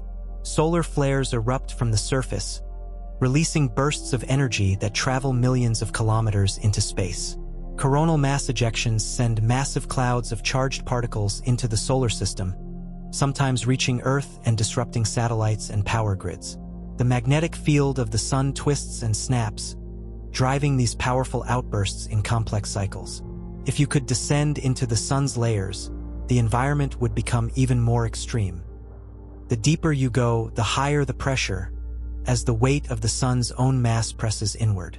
The gases, already superheated, become even denser. The plasma reaches temperatures of millions of degrees.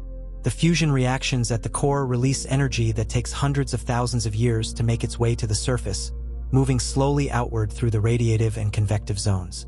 The core's energy is so immense that a single second of the sun's output releases more energy than all of human civilization has ever consumed. Despite its deadly nature, the sun is also the source of all life on Earth. Without its warmth and light, the Earth would be a frozen, lifeless world. The delicate balance of distance, atmosphere, and magnetic shielding allows us to thrive while safely absorbing the sun's energy. Plants convert sunlight into food through photosynthesis. Weather patterns are driven by the sun's heat. The gentle warmth we feel on our skin on a sunny day is but the faintest whisper of the sun's true power. The sun's rhythm follows an 11-year cycle of solar activity, marked by rising and falling sunspots, flares, and magnetic shifts. This cycle influences space, weather, and the delicate balance of radiation reaching Earth.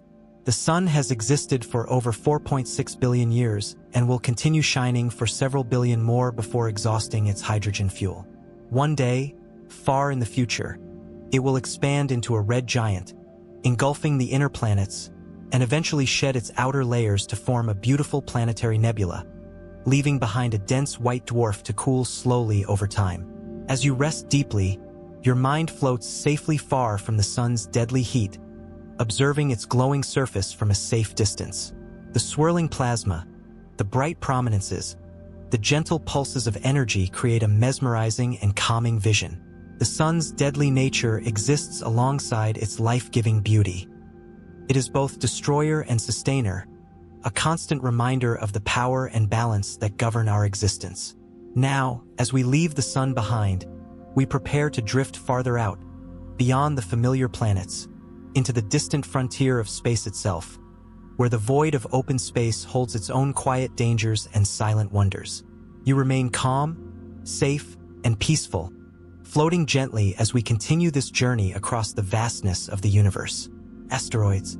The solar system contains far more than just planets and moons. Scattered throughout its vast expanse are countless smaller objects, each carrying its own dangers and silent mysteries. Among them, asteroids stand as some of the most ancient and hazardous bodies drifting through the dark. Asteroids are rocky remnants left over from the formation of the solar system more than 4.6 billion years ago. These fragments of stone and metal never coalesced into planets, remaining as silent wanderers scattered mostly within the asteroid belt between Mars and Jupiter. Yet many travel far beyond that region, crossing the paths of planets and sometimes coming dangerously close to Earth. Their sizes range from small rocks only a few meters wide to massive bodies stretching hundreds of kilometers across. The largest, Ceres, measures nearly 940 kilometers in diameter, making it large enough to be classified as a dwarf planet. Other significant asteroids like Vesta, Pallas, and Hygiea also stand as enormous, irregular worlds composed of rock, metal, and ice. While these objects may seem harmless drifting through space, they present unique and immediate dangers to any human who might approach them. An asteroid has no atmosphere. There is no air, no wind, no pressure, only the hard vacuum of space surrounding it entirely. If a human were placed on the surface of an asteroid without protection, suffocation would occur instantly. The lungs would find nothing to inhale. The absence of pressure would cause bodily fluids near the surface, like saliva, tears, and moisture in the eyes, to boil away in moments, not from heat but from the lack of atmospheric pressure.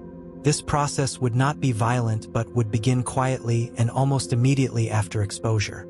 Without oxygen, the brain would lose consciousness within seconds, and death would follow shortly after. The vacuum would also begin to extract heat from the body through radiation and direct sublimation of surface moisture, slowly freezing exposed tissues while internal organs fail due to the lack of oxygen and decompression. Gravity on an asteroid is extremely weak. Even the largest asteroids have gravitational pulls only a fraction of what we experience on Earth. A person could leap vast distances with ease or accidentally float away from the surface with even the slightest movement.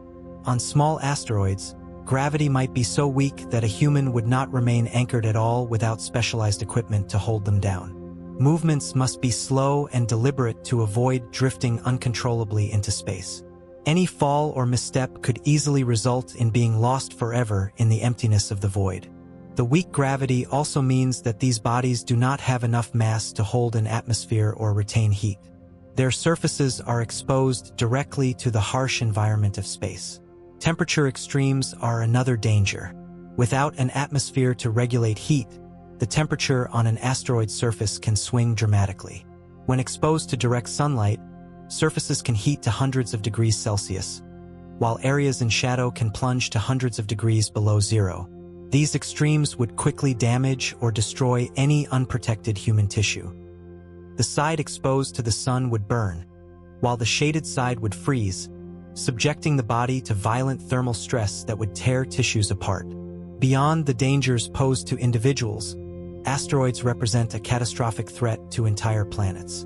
Throughout Earth's history, asteroid impacts have shaped the planet's surface, caused mass extinctions, and dramatically altered the course of life. The most well-known example is the Chicxulub impact, where a massive asteroid roughly 10 kilometers wide struck Earth around 66 million years ago, contributing to the extinction of the dinosaurs. The energy released during such an impact is beyond comprehension, equivalent to billions of atomic bombs detonating simultaneously. The initial explosion would create a blinding flash of heat, vaporizing everything for hundreds of kilometers. Shock waves would flatten forests and buildings. Massive tsunamis would spread across oceans. Dust and debris would fill the atmosphere, blocking sunlight for months or even years, leading to a dramatic drop in global temperatures and a collapse of ecosystems. Firestorms would rage worldwide as heated debris re-entered the atmosphere, igniting vast areas of land.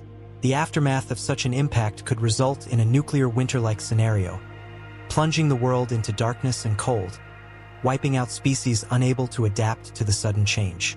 While Earth's atmosphere burns up most small meteoroids before they reach the ground, larger asteroids can penetrate the atmosphere with little resistance. The energy generated as they enter creates brilliant fireballs known as bolides.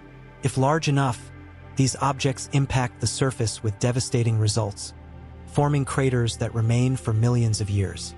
The Barringer crater in Arizona stands as a visible reminder of such an event, caused by a relatively small asteroid approximately 50 meters in diameter. Asteroids are not uniform in composition. Some, known as stony or silicate asteroids, are composed primarily of rock and minerals. Others, called metallic asteroids, are rich in iron and nickel, extremely dense and solid. Still others, known as carbonaceous asteroids, contain significant amounts of carbon, organic compounds, and water-bearing minerals. These variations make asteroids both scientifically valuable and potentially hazardous in different ways. Some scientists believe that mining asteroids for resources may one day become a reality. The abundance of metals, water, and rare elements could support future space exploration and industry. However, any attempt to work on or near an asteroid would require extreme caution. The weak gravity, temperature extremes, radiation exposure, and ever-present vacuum make even simple activities highly dangerous without specialized equipment. Furthermore, disturbing the surface of an asteroid risks dislodging loose rocks and debris, creating clouds of sharp, fast-moving particles that could damage equipment or injure astronauts. Even tiny fragments traveling at high speeds can cause catastrophic damage in space, where collisions occur at velocities of several kilometers per second. Radiation exposure is another danger faced when near an asteroid. With no atmosphere or magnetic field to offer protection, cosmic rays and solar radiation bombard the surface continuously. Prolonged exposure would damage human tissues, increase cancer risks, and weaken the immune system. Any prolonged human presence near or on an asteroid would require advanced shielding to ensure survival. Despite their dangers, asteroids offer valuable insights into the early history of the solar system. These ancient bodies have remained relatively unchanged since their formation, preserving the original materials that built the planets. Studying them allows scientists to learn more about the processes that shaped the solar system and the origins of water and organic molecules that may have seeded life on Earth. Space agencies around the world have sent missions to study asteroids up close. NASA's OSIRIS-RX mission collected samples from the asteroid Bennu, while Japan's Hayabusa missions returned samples from asteroids Itokawa and Ryugu. These missions demonstrate the increasing ability of humanity to reach out and explore even the smallest and most distant objects in the solar system. Asteroids continue to drift silently through space, their paths sometimes stable, sometimes shifting slightly due to gravitational interactions or subtle effects like the Yarkovsky effect, where sunlight alters their spin and orbit over long periods. Monitoring these objects remains a critical part of planetary defense efforts, as even small asteroids pose serious threats if on a collision course with Earth. The endless variety of size, composition, and orbit among asteroids makes them a rich field for scientific study and a constant reminder of the ever-present forces that shape our solar system. Their quiet journeys through the darkness are a testament to the solar system's ancient past and potential future risks. As we float among these silent travelers, we are reminded of the fragility of life on Earth and the power of cosmic forces that can alter worlds in moments. Comets. Comets are some of the most ancient and mysterious travelers in the solar system. Their long, glowing tails and unpredictable appearances have inspired awe, fear, and fascination throughout human history. Unlike planets and asteroids, comets are composed primarily of ice, dust, and rocky material. They are often described as dirty snowballs, but this simple term hides the complexity of their structure and the dangers they carry. Most comets originate from two distant regions: the Kuiper Belt, which lies beyond Neptune, and the even more distant Oort cloud, which may extend halfway to the nearest star. These frozen bodies have spent billions of years in the cold reaches of space, preserved in darkness until some gravitational nudge alters their path and sends them inward toward the sun. As a comet approaches the inner solar system, the increasing warmth from the sun begins to transform it. The solid ices trapped within the comet's nucleus start to sublimate, changing directly from solid to gas. This release of gas carries dust and rocky particles away from the nucleus, forming a glowing atmosphere around the comet called the coma. Solar radiation and the solar wind push this material outward, forming the long, beautiful tails that stretch for millions of kilometers across space. Comets often have two tails: a dust tail that reflects sunlight and appears white or yellow, and an ion tail composed of charged gas particles that glows blue under ultraviolet radiation from the sun.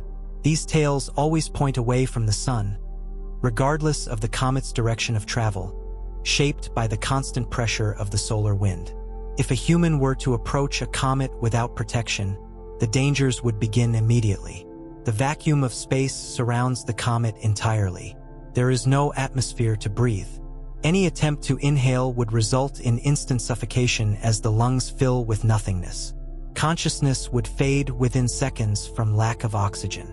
The absence of atmospheric pressure would cause bodily fluids near the surface to vaporize, as seen before in other vacuum environments. Saliva would bubble away, moisture in the eyes would evaporate, and exposed tissues would begin to lose heat rapidly through radiation and sublimation.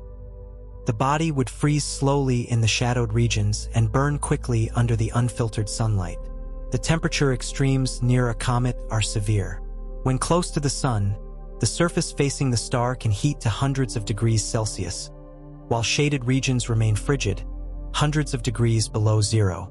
These violent shifts between scorching heat and bitter cold would tear unprotected tissues apart. The side of the body exposed to sunlight would burn and blister almost instantly, while the side facing away would freeze solid. Even in protective suits, these rapid temperature swings present enormous technical challenges for future explorers. The surface of a comet is not smooth or stable. It is covered in fragile layers of dust and ice, riddled with pits, cracks, and cliffs. As the sun's energy penetrates the surface, trapped gases beneath the crust can suddenly erupt through vents, creating powerful jets of gas and dust that shoot into space. These eruptions can destabilize the surface, causing landslides, shifting boulders, and releasing massive clouds of debris.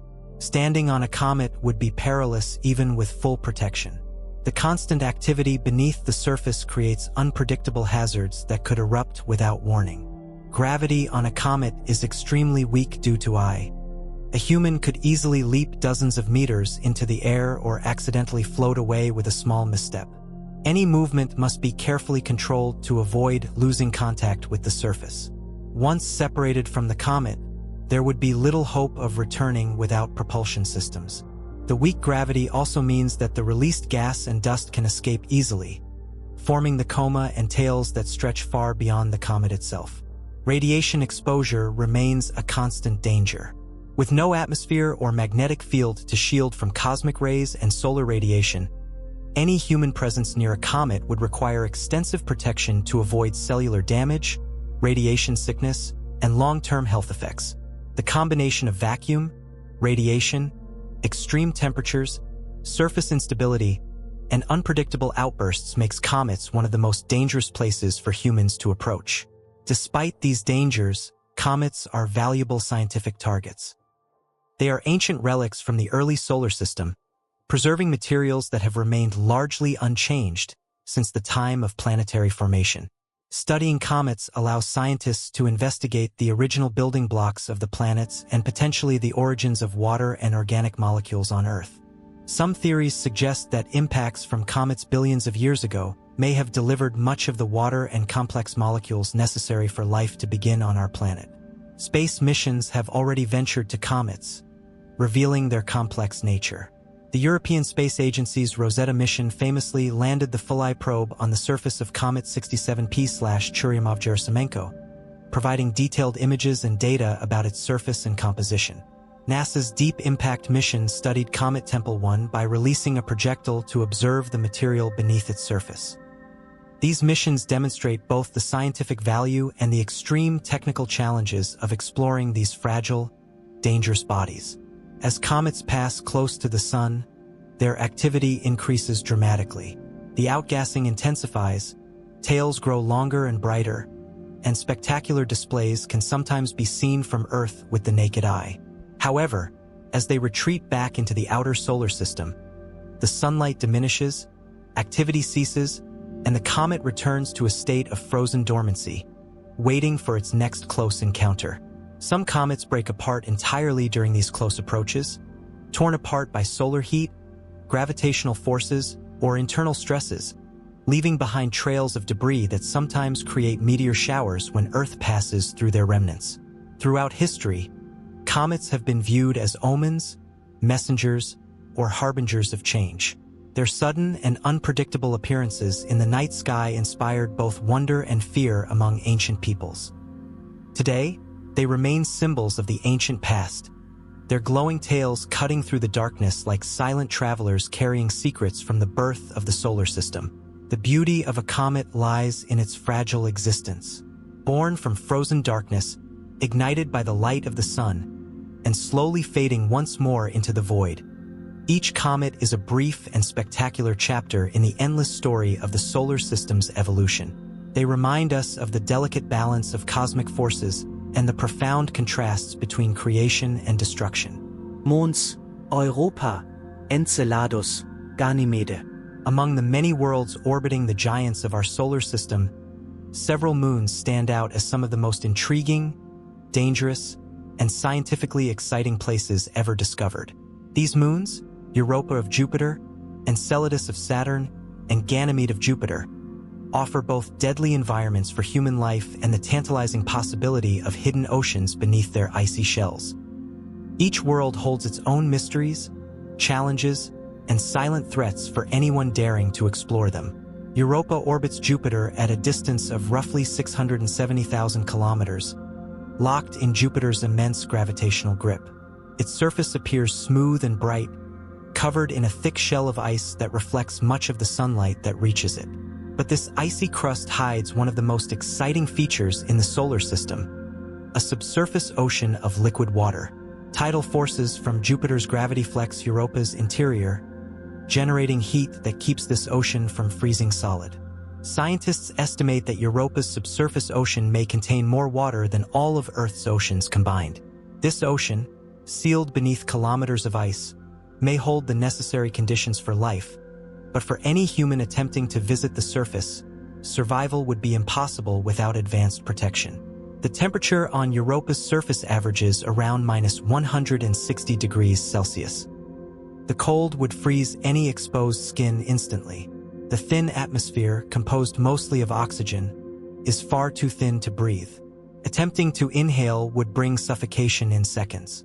The vacuum-like conditions would cause bodily fluids to vaporize, eyes to dry instantly, and lungs to collapse. Consciousness would fade quickly, and death would follow. The surface itself is covered in smooth plains, ridges, cracks, and fractures caused by the constant flexing of the ice as gravitational forces pull and twist Europa's shell. These stresses sometimes break the surface, allowing geysers of water vapor and ice to erupt into space. These plumes, reaching hundreds of kilometers above the surface, carry material from the hidden ocean below. Any human exposed to one of these sudden geysers would be struck by high-speed jets of freezing gas and sharp ice particles, capable of causing immediate injury or death. Radiation from Jupiter presents an additional lethal hazard.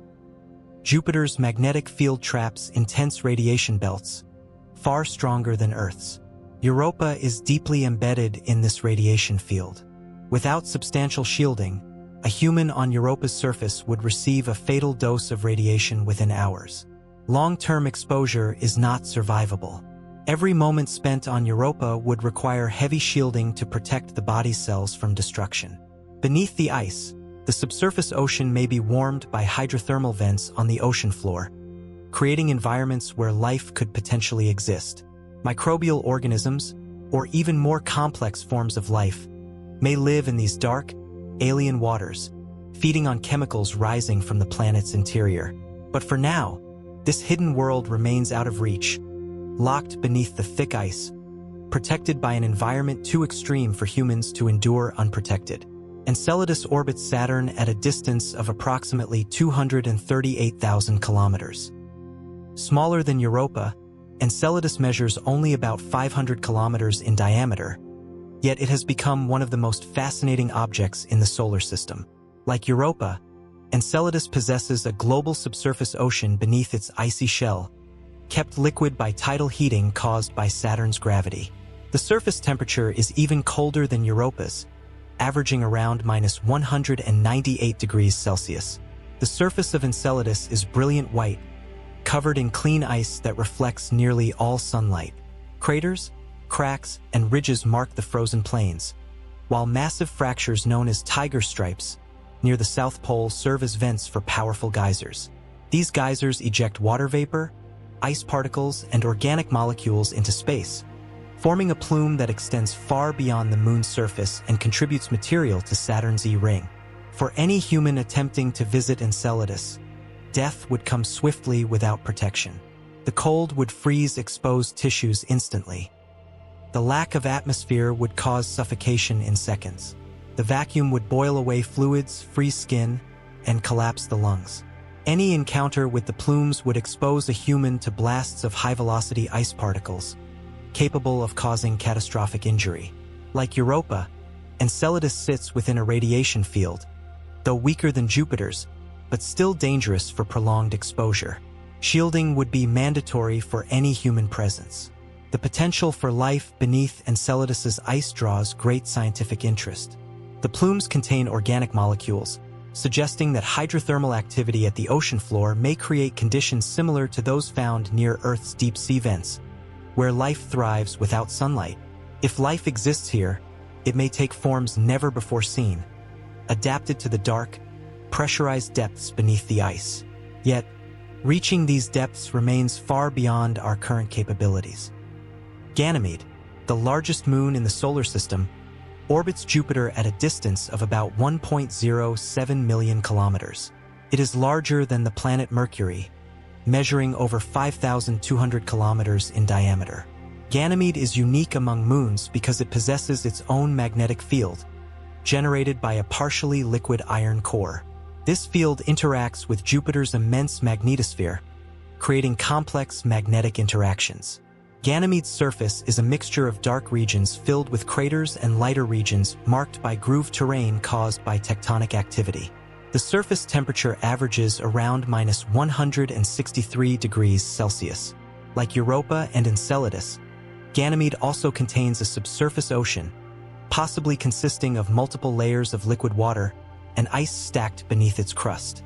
The ocean may be sandwiched between layers of ice above and below, creating a complex internal structure. The composition of this ocean remains a topic of study, but its presence adds to Ganymede's intrigue as a possible habitat for life. The dangers for humans on Ganymede are severe. The thin atmosphere consists mostly of oxygen but remains far too sparse to breathe. Any attempt to inhale would bring instant suffocation. The vacuum conditions would cause bodily fluids to vaporize, lungs to collapse, and eyes to dry instantly. The cold would freeze skin and tissues within moments. While Ganymede's magnetic field offers some protection from Jupiter's radiation, it is not enough to ensure safety. Without significant shielding, radiation exposure remains a lethal threat. The weak gravity on these moons creates additional hazards. Movements must be carefully controlled to avoid accidental falls or uncontrolled leaps. Escape velocities are low, making it possible to drift into space with a small misstep. The rough, icy terrain poses risks of injury, while any equipment malfunction would leave an explorer vulnerable to the surrounding environment's many dangers. Exploration missions have provided glimpses of these fascinating worlds. The Galileo spacecraft studied Europa and Ganymede during its mission around Jupiter, while Cassini observed Enceladus during its long journey around Saturn. Future missions, such as the European Space Agency's JUICE mission and NASA's Europa Clipper, aim to study these moons in greater detail, searching for signs of habitability and preparing the way for potential future exploration. Despite the dangers, these moons remain some of the most promising places to search for extraterrestrial life. Their hidden oceans may hold answers to profound questions about the nature of life in the universe. The silent beauty of these frozen moons stands in stark contrast to their deadly environments. Smooth ice plains, towering ridges, erupting geysers, and darkened skies create landscapes unlike anything found on Earth. They are worlds frozen in time, holding secrets beneath their icy shells, waiting for future explorers to uncover their mysteries. These moons remind us of the incredible variety and complexity of the solar system, where even small, distant bodies can possess extraordinary features, dangerous surfaces, and the potential to reshape our understanding of life beyond Earth. The beauty and danger of each object. Every object in the solar system carries within it a delicate balance between beauty and danger. From the burning heart of the sun to the frozen edges beyond Pluto, the solar system presents a continuous symphony of extremes, where every world is shaped by forces both creative and destructive. Each planet, moon, asteroid, and comet offers a breathtaking glimpse of the vast range of possibilities that exist under the laws of nature. Yet each one also hides within it a set of dangers that would swiftly end any human life unprepared for its harsh realities. The sun radiates unimaginable energy, its fusion heart constantly converting hydrogen into helium, releasing blinding light and searing heat that sustains life on Earth while destroying anything that dares approach too closely. Its swirling surface of boiling plasma creates elegant sunspots and glowing prominences that rise like fiery ribbons into space, while its corona reaches temperatures of millions of degrees. Solar flares and coronal mass ejections hurl vast clouds of charged particles across the solar system, sometimes striking Earth and creating vibrant auroras. Yet behind this beauty is unrelenting power. The heat vaporizes, the radiation sterilizes, and the gravity ensures no solid ground exists. The sun is both our giver of life and the ultimate force of destruction. Mercury, closest to the sun, spins slowly under its glare. Its barren surface is pitted with countless craters, silent evidence of billions of years of impacts. In the brightness of day, temperatures rise high enough to melt lead, while at night, without any atmosphere to hold the heat, temperatures plunge into deep cold. Mercury's beauty lies in its raw simplicity, a scorched, battered landscape under perpetual sunlight or eternal shadow. Yet any unprotected visitor would face rapid suffocation, instant freezing or burning, violent swings of temperature, and constant exposure to radiation. This beauty is matched by its hostility. Venus, wrapped in thick golden clouds, shines brightly in the morning and evening sky. Its atmosphere is rich with carbon dioxide and sulfuric acid, reflecting sunlight to create its glowing appearance. But beneath the clouds lies a furnace. Surface temperatures soar to over 470 degrees Celsius, the air thick enough to crush a human body flat. The acidic clouds would dissolve skin and equipment. The crushing atmosphere, blistering heat, and toxic air ensure death comes instantly. Venus radiates brilliance from afar, but beneath its glow hides a suffocating, acidic, and crushing nightmare. Earth, our precious home, stands alone in its balance. The soft blue oceans, green forests, snowy mountains, and swirling white clouds exist because the planet holds just the right conditions for life. Gravity, atmosphere, temperature, magnetic field, and abundant water create a harmony unseen elsewhere. Even in death, Earth offers a gentler process, free from the brutal crushing, freezing, boiling, and radiation found on every other world. Earth's beauty is not its size or complexity, but its fragile balance that allows us to exist. The moon floats nearby, a gray and silent world of craters, plains and mountains bathed in sharp light and deep shadow. Without air, its silence is absolute. The lack of atmosphere means temperatures swing between burning and freezing, and even a small impactor can strike the surface with deadly force. Micrometeorites pepper its soil constantly. Radiation pours down unchecked. A human on the moon without protection would suffocate quickly, boil in the vacuum, and freeze or burn depending on where they stood. Yet the moon's beauty lies in its calm stillness, its steady presence above Earth, and the reflective glow that has inspired humanity for millennia. Mars reveals itself as a dusty, windswept world of iron-red plains, towering volcanoes, and deep canyons. The thin carbon dioxide atmosphere cannot support life or block radiation. The cold bites deep, the low pressure causes fluids to boil, and the dust storms can engulf the entire planet for weeks. Yet in its quiet deserts, Mars carries a subtle beauty. Sunsets glow softly blue. Polar ice caps glitter under a thin atmosphere. The largest canyon and highest volcano in the solar system rise from its surface, drawing explorers to dream of stepping on its soil. Its dangers are severe, but its quiet majesty stirs the deepest curiosity. Jupiter towers over the solar system as a swirling giant of colorful bands and monstrous storms. The Great Red Spot has raged for centuries, a storm large enough to swallow Earth whole. Beneath the bright clouds lies layer upon layer of crushing gases, rising temperatures, and exotic forms of matter like metallic hydrogen. Its magnetic field traps deadly radiation, surrounding Jupiter in belts that would kill a human quickly. Jupiter has no surface to stand on, only a continuous descent into pressure and heat that eventually destroys everything. Still, its vast, spinning clouds create hypnotic patterns that swirl gracefully in an eternal dance of motion and power. Saturn enchants with its stunning rings, wide bands of ice and rock reflecting sunlight in brilliant arcs around the planet. Like Jupiter, Saturn's atmosphere offers no ground, only deepening layers of gas and rising pressures that destroy any object descending into its interior. Radiation lurks within its magnetic field, and winds sweep across its surface at tremendous speeds.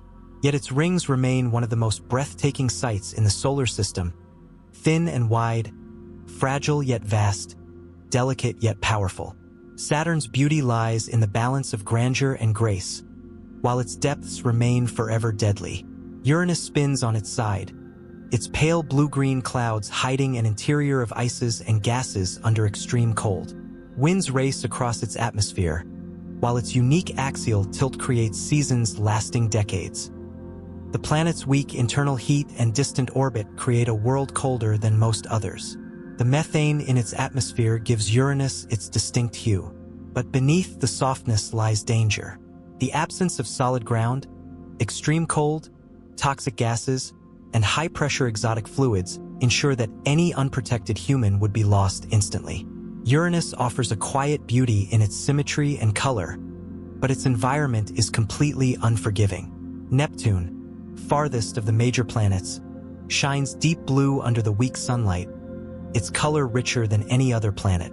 Supersonic winds tear across its atmosphere, while dark storms swirl like eyes gazing into the void. The upper layers freeze in biting cold, while the lower depths crush and heat everything caught within. Like Uranus, Neptune hides exotic oceans of ammonia and methane under its cloud tops. Its distance from the sun makes it a place of silent, frozen majesty, but its winds, cold, and crushing pressure ensure that no life could survive unprotected. Neptune's storms are brief flashes of fury on a world locked in eternal winter. Pluto, though small and distant, offers a landscape unlike any other. Its icy plains of nitrogen, towering water ice mountains, and thin atmosphere create a delicate balance of freezing temperatures and gentle geological activity. The lack of air causes instant suffocation. The extreme cold freezes exposed flesh immediately.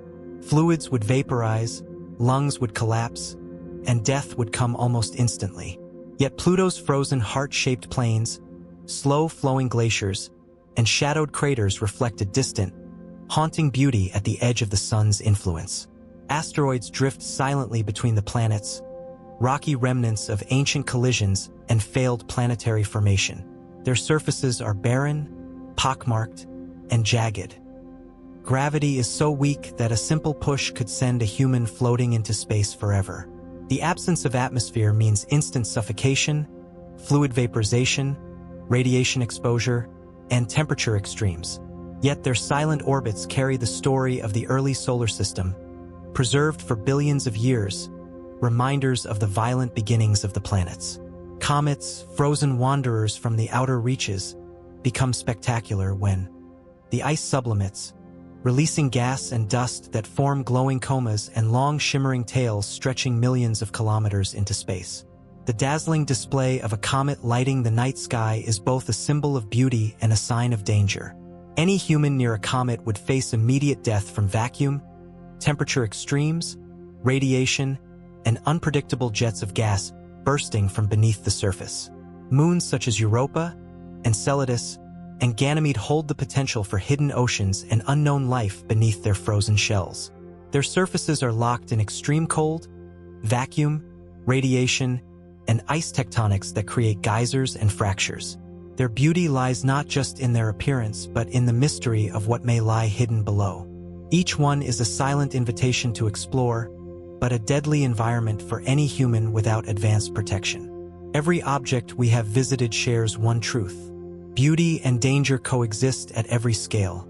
The glowing rings of Saturn, the frozen plains of Pluto, the towering storms of Jupiter, the silent geysers of Enceladus, the fragile tails of comets, the distant blue of Neptune, the sharp ridges of Europa, the molten core of the sun. Each offers breathtaking elegance and lethal hostility. The solar system does not allow for carelessness. The silent worlds do not forgive. They exist as they have for billions of years, indifferent to the presence or absence of life. Yet through these extremes, we see the incredible diversity of creation, and we are reminded of how rare and precious our fragile world truly is. Earth stands as a lone oasis in a solar system built of fire, ice, gas, rock, and void. Its beauty lies not just in what it offers, but in what it spares us from. The solar system remains vast, silent, and beautiful, inviting us to observe, to learn, and to continue reaching toward its distant worlds. The vacuum of space itself. The vacuum of space is the purest emptiness known in nature. It is neither solid, liquid, nor gas. It is the absence of matter, the absence of pressure, the absence of sound, and the absence of life-supporting conditions.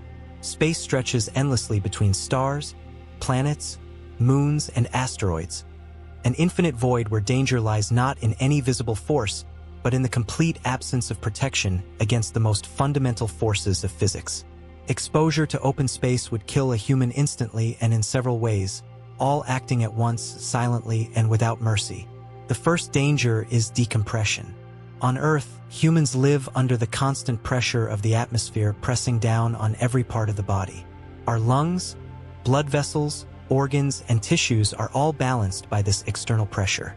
In the vacuum of space, that balance is immediately destroyed.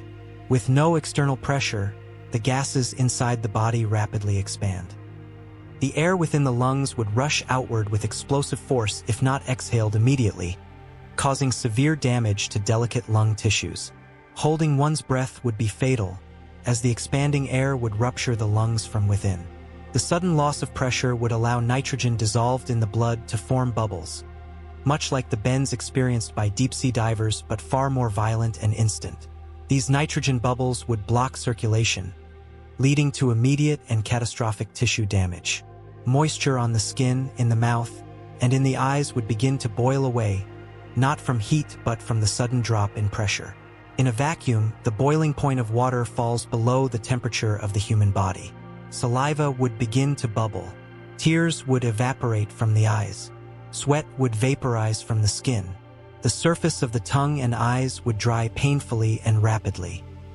The body would not explode as often depicted in fiction, but would swell slightly as gases within tissues expanded. The skin and connective tissue would largely contain this swelling, but significant internal injury would occur.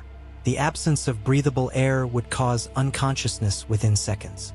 The brain, deprived of oxygen, would begin to shut down almost immediately.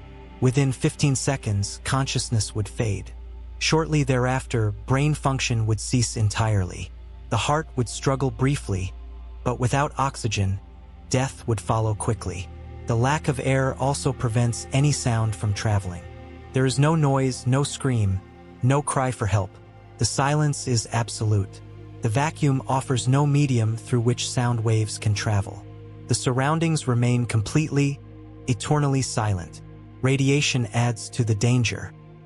In space, without Earth's atmosphere and magnetic field to protect it, a human body is exposed directly to solar ultraviolet radiation, X-rays, gamma rays, and cosmic rays from distant stars and galaxies. These forms of high-energy radiation penetrate deeply, damaging DNA, destroying cells, and causing radiation sickness or immediate fatal effects depending on the intensity. Even brief exposure can cause skin burns, mutations, and cellular breakdown. Without shielding, the body would be bathed continuously in this invisible, lethal energy. Temperature extremes create a unique paradox in space. In direct sunlight, the surface of the body would rapidly heat to extreme temperatures, as there is no atmosphere to dissipate the heat. Temperatures could rise to hundreds of degrees Celsius, burning skin, cooking tissues, and breaking down proteins. But in shadow, where sunlight does not reach, temperatures would plunge into deep cold, reaching minus hundreds of degrees Celsius. Without air to conduct heat away, the cooling process is slower than one might expect. Heat is lost only through radiation, so freezing is not instant but would occur steadily over time. In reality, parts of the body exposed to the sun would burn while parts in shadow would freeze simultaneously, creating thermal stresses that tear tissues apart. If a body remained adrift in space after death, it would eventually freeze solid. In the absence of bacteria and moisture, decomposition would halt. The body would not rot as it does on Earth. Instead, it would remain preserved in a frozen state for potentially millions of years, drifting silently through the void. Only micrometeoroid impacts, cosmic radiation, or eventual collisions with other objects might alter its form over time. Despite these brutal dangers, space holds a profound beauty. The stars shine with unmatched clarity, undisturbed by atmospheric distortion. The blackness of the void is deep and infinite, broken only by the distant light of stars, galaxies, and nebulae.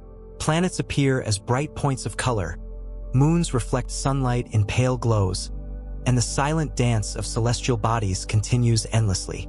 There is no wind, No waves, no weather, only silent motion governed by gravity and time. The peace of open space lies in its stillness and its vastness, a quiet majesty that stretches farther than the human mind can fully comprehend. Space embodies both creation and destruction. It is the birthplace of stars, planets, and galaxies, yet it remains completely indifferent to life. The same vacuum that preserves ancient asteroids and ancient light also ensures that any unprotected human life cannot survive. The balance of beauty and danger is absolute. In its emptiness lies both the possibility of infinite exploration and the certainty of instant death for the unprepared. The emptiness of space challenges our understanding of existence. Every spacecraft, every astronaut, and every future colony must battle this silent, merciless environment with constant vigilance. The engineering required to maintain life in space is not simply convenience. It is a necessity to survive the constant threats of vacuum, radiation, decompression, and temperature extremes. Yet the allure of space remains irresistible. Its silent stars, distant galaxies, and mysterious black voids call to humanity's deepest instincts to explore, to understand, to reach beyond our world. The vacuum of space reminds us not only of the fragility of life but also of the immensity of the universe that surrounds us. It humbles and inspires, terrifies and comforts, offers emptiness and limitless possibility all at once.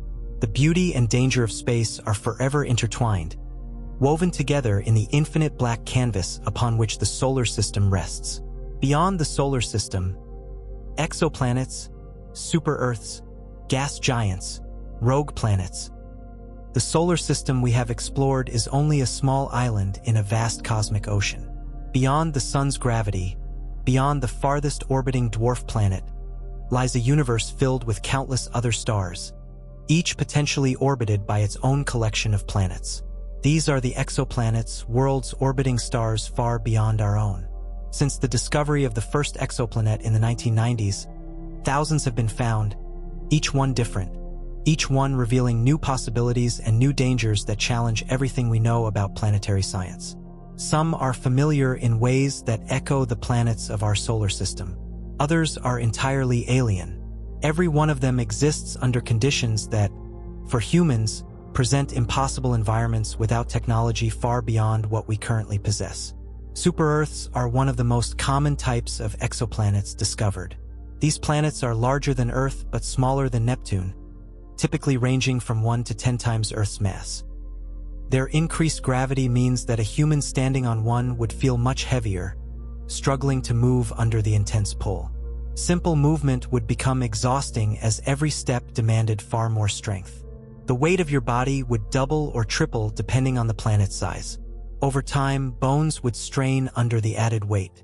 Muscles would fatigue. The cardiovascular system would struggle to pump blood efficiently, putting immense strain on the heart. Bones might eventually fracture simply from supporting the increased load of your own body. Yet the gravity is only one challenge. Many super-Earths orbit very close to their stars, often completing an entire orbit in just days or even hours. These close orbits expose them to extreme stellar radiation. Their skies may glow with fierce ultraviolet light, solar flares lashing out from nearby stars. Without thick atmospheres or powerful magnetic fields, their surfaces are bathed in deadly radiation. The constant bombardment would penetrate any unprotected body, damaging DNA, crippling the immune system, and causing cellular death in moments. A human standing on such a world without shielding would not survive long enough to feel the gravity crushing them. The radiation would kill swiftly, silently, invisibly. The temperatures on super-Earths vary dramatically. Some bake under the intense heat of their nearby stars, with surface temperatures soaring to hundreds or even thousands of degrees Celsius. Rocks melt, metals turn to liquid. Any human attempting to approach would be incinerated instantly, their tissues vaporized before even reaching the surface. Others orbit farther from their stars, locked in eternal ice, their surfaces frozen under dark skies where temperatures fall to hundreds of degrees below zero. Here, exposed skin would freeze solid within seconds. Blood would crystallize inside veins. Lungs would freeze upon inhaling the frigid air, shattering delicate tissues. The atmospheric pressures on super-Earths may be hundreds of times greater than on Earth. The crushing weight of these atmospheres would flatten any unprotected human body. Organs would collapse. Blood vessels would rupture. Bones would be squeezed beyond their breaking point. The crushing force would be relentless, compressing the body into an unrecognizable mass within seconds. Some super-Earths may also possess thick, toxic atmospheres filled with carbon dioxide, methane, ammonia, or sulfuric acid, providing no oxygen to breathe and offering only acidic clouds that corrode skin, lungs, and tissues on contact. Beyond super-Earths lie the giant exoplanets, massive worlds that resemble Jupiter or Saturn but on an even more immense scale. These gas giants may be many times more massive than Jupiter, their atmospheres stretching deep into crushing depths of pressure, heat, and violent storms. Falling into one of these giants would mirror the dangers already known from Jupiter and Saturn, but magnified. The upper layers may contain fierce winds racing at thousands of kilometers per hour, violent storms with lightning discharges more powerful than anything seen on Earth, and dense clouds composed of exotic chemicals like silicates and iron. In some gas giants, it rains liquid metal. Temperatures climb rapidly with depth. pressures increase to millions of times what is felt on Earth. Any object descending into these giants would be torn apart long before reaching their mysterious cores, which may consist of superheated, high-pressure ices, liquid metals, or dense rock surrounded by incomprehensible forces. Some of these gas giants orbit extremely close to their stars, becoming what scientists call hot Jupiters. These planets are scorched by their proximity, with temperatures reaching thousands of degrees Celsius. Their atmospheres are often stripped by stellar winds, leaving long tails of gas that trail behind them like comets. The heat alone would vaporize any human instantly. The gases surrounding these planets are thick, hot, and toxic. The radiation levels are off the scale. The gravity would pull at the body, crushing and flattening tissues while the heat melts everything. Approaching a hot Jupiter would mean instant vaporization, the destruction total, complete, and immediate. Far more mysterious are the rogue planets. These are planets that drift through interstellar space, no longer bound to any star, cast adrift by violent gravitational interactions during their formation. Rogue planets float silently through the void, cold, dark, and lonely. Without the light of a nearby star, their surfaces are locked in eternal night. Any heat they retain comes from internal radioactive decay or residual heat left from their formation. The surface temperatures of rogue planets fall to hundreds of degrees below zero. The lack of starlight means that photosynthesis cannot occur. There are no seasons, no days, no nights, only endless, frozen darkness. For a human attempting to stand on such a world, death would come from freezing first. Any exposed skin would solidify within seconds. Blood would turn to ice crystals inside arteries. Eyes would freeze solid. Breath would crystallize in the lungs. The darkness would be absolute, broken only by distant stars glittering faintly above. The vacuum of space surrounding rogue planets presents additional hazards. If the atmosphere is thin or absent, decompression would cause bodily fluids to vaporize and lungs to collapse instantly. If an atmosphere exists, it is unlikely to contain oxygen. Inhaling would bring suffocation and chemical poisoning. The planet's gravity could vary widely, pulling the body down with crushing force or allowing it to float helplessly. Radiation from interstellar cosmic rays would strike constantly, unshielded by any magnetic field or atmospheric protection. Despite their lethal conditions, exoplanets fascinate scientists and explorers. They offer insight into how common planetary systems are in the galaxy and how diverse planetary conditions can be. Some exoplanets orbit stars smaller or larger than our Sun. Others orbit binary stars, creating skies with multiple suns rising and setting together. Some may orbit red dwarfs, whose flares threaten any life that might attempt to survive. Others may drift near massive blue stars that burn intensely for only brief cosmic moments. The diversity of these distant worlds stretches imagination. There are exoplanets locked with one side always facing their star while the other remains in permanent night. On one side, temperatures rise to extremes while on the other, cold darkness reigns. Some exoplanets have atmospheres so thick they crush anything beneath them. Others have no atmosphere at all, leaving surfaces exposed to radiation and meteor impacts. Every discovery of a new exoplanet opens another door into the universe's endless creativity. The dangers they present are profound. The beauty they hold is undeniable. Their violent storms, burning skies, icy plains, or silent orbits in the blackness beyond any star remind us of both the power of nature and the vastness of the cosmos. Exoplanets may harbor life, but for humans, without extreme protection, each one offers conditions far beyond survivability. The search for exoplanets continues. Telescopes like Kepler and TESS have already found thousands. Future missions will reveal even more.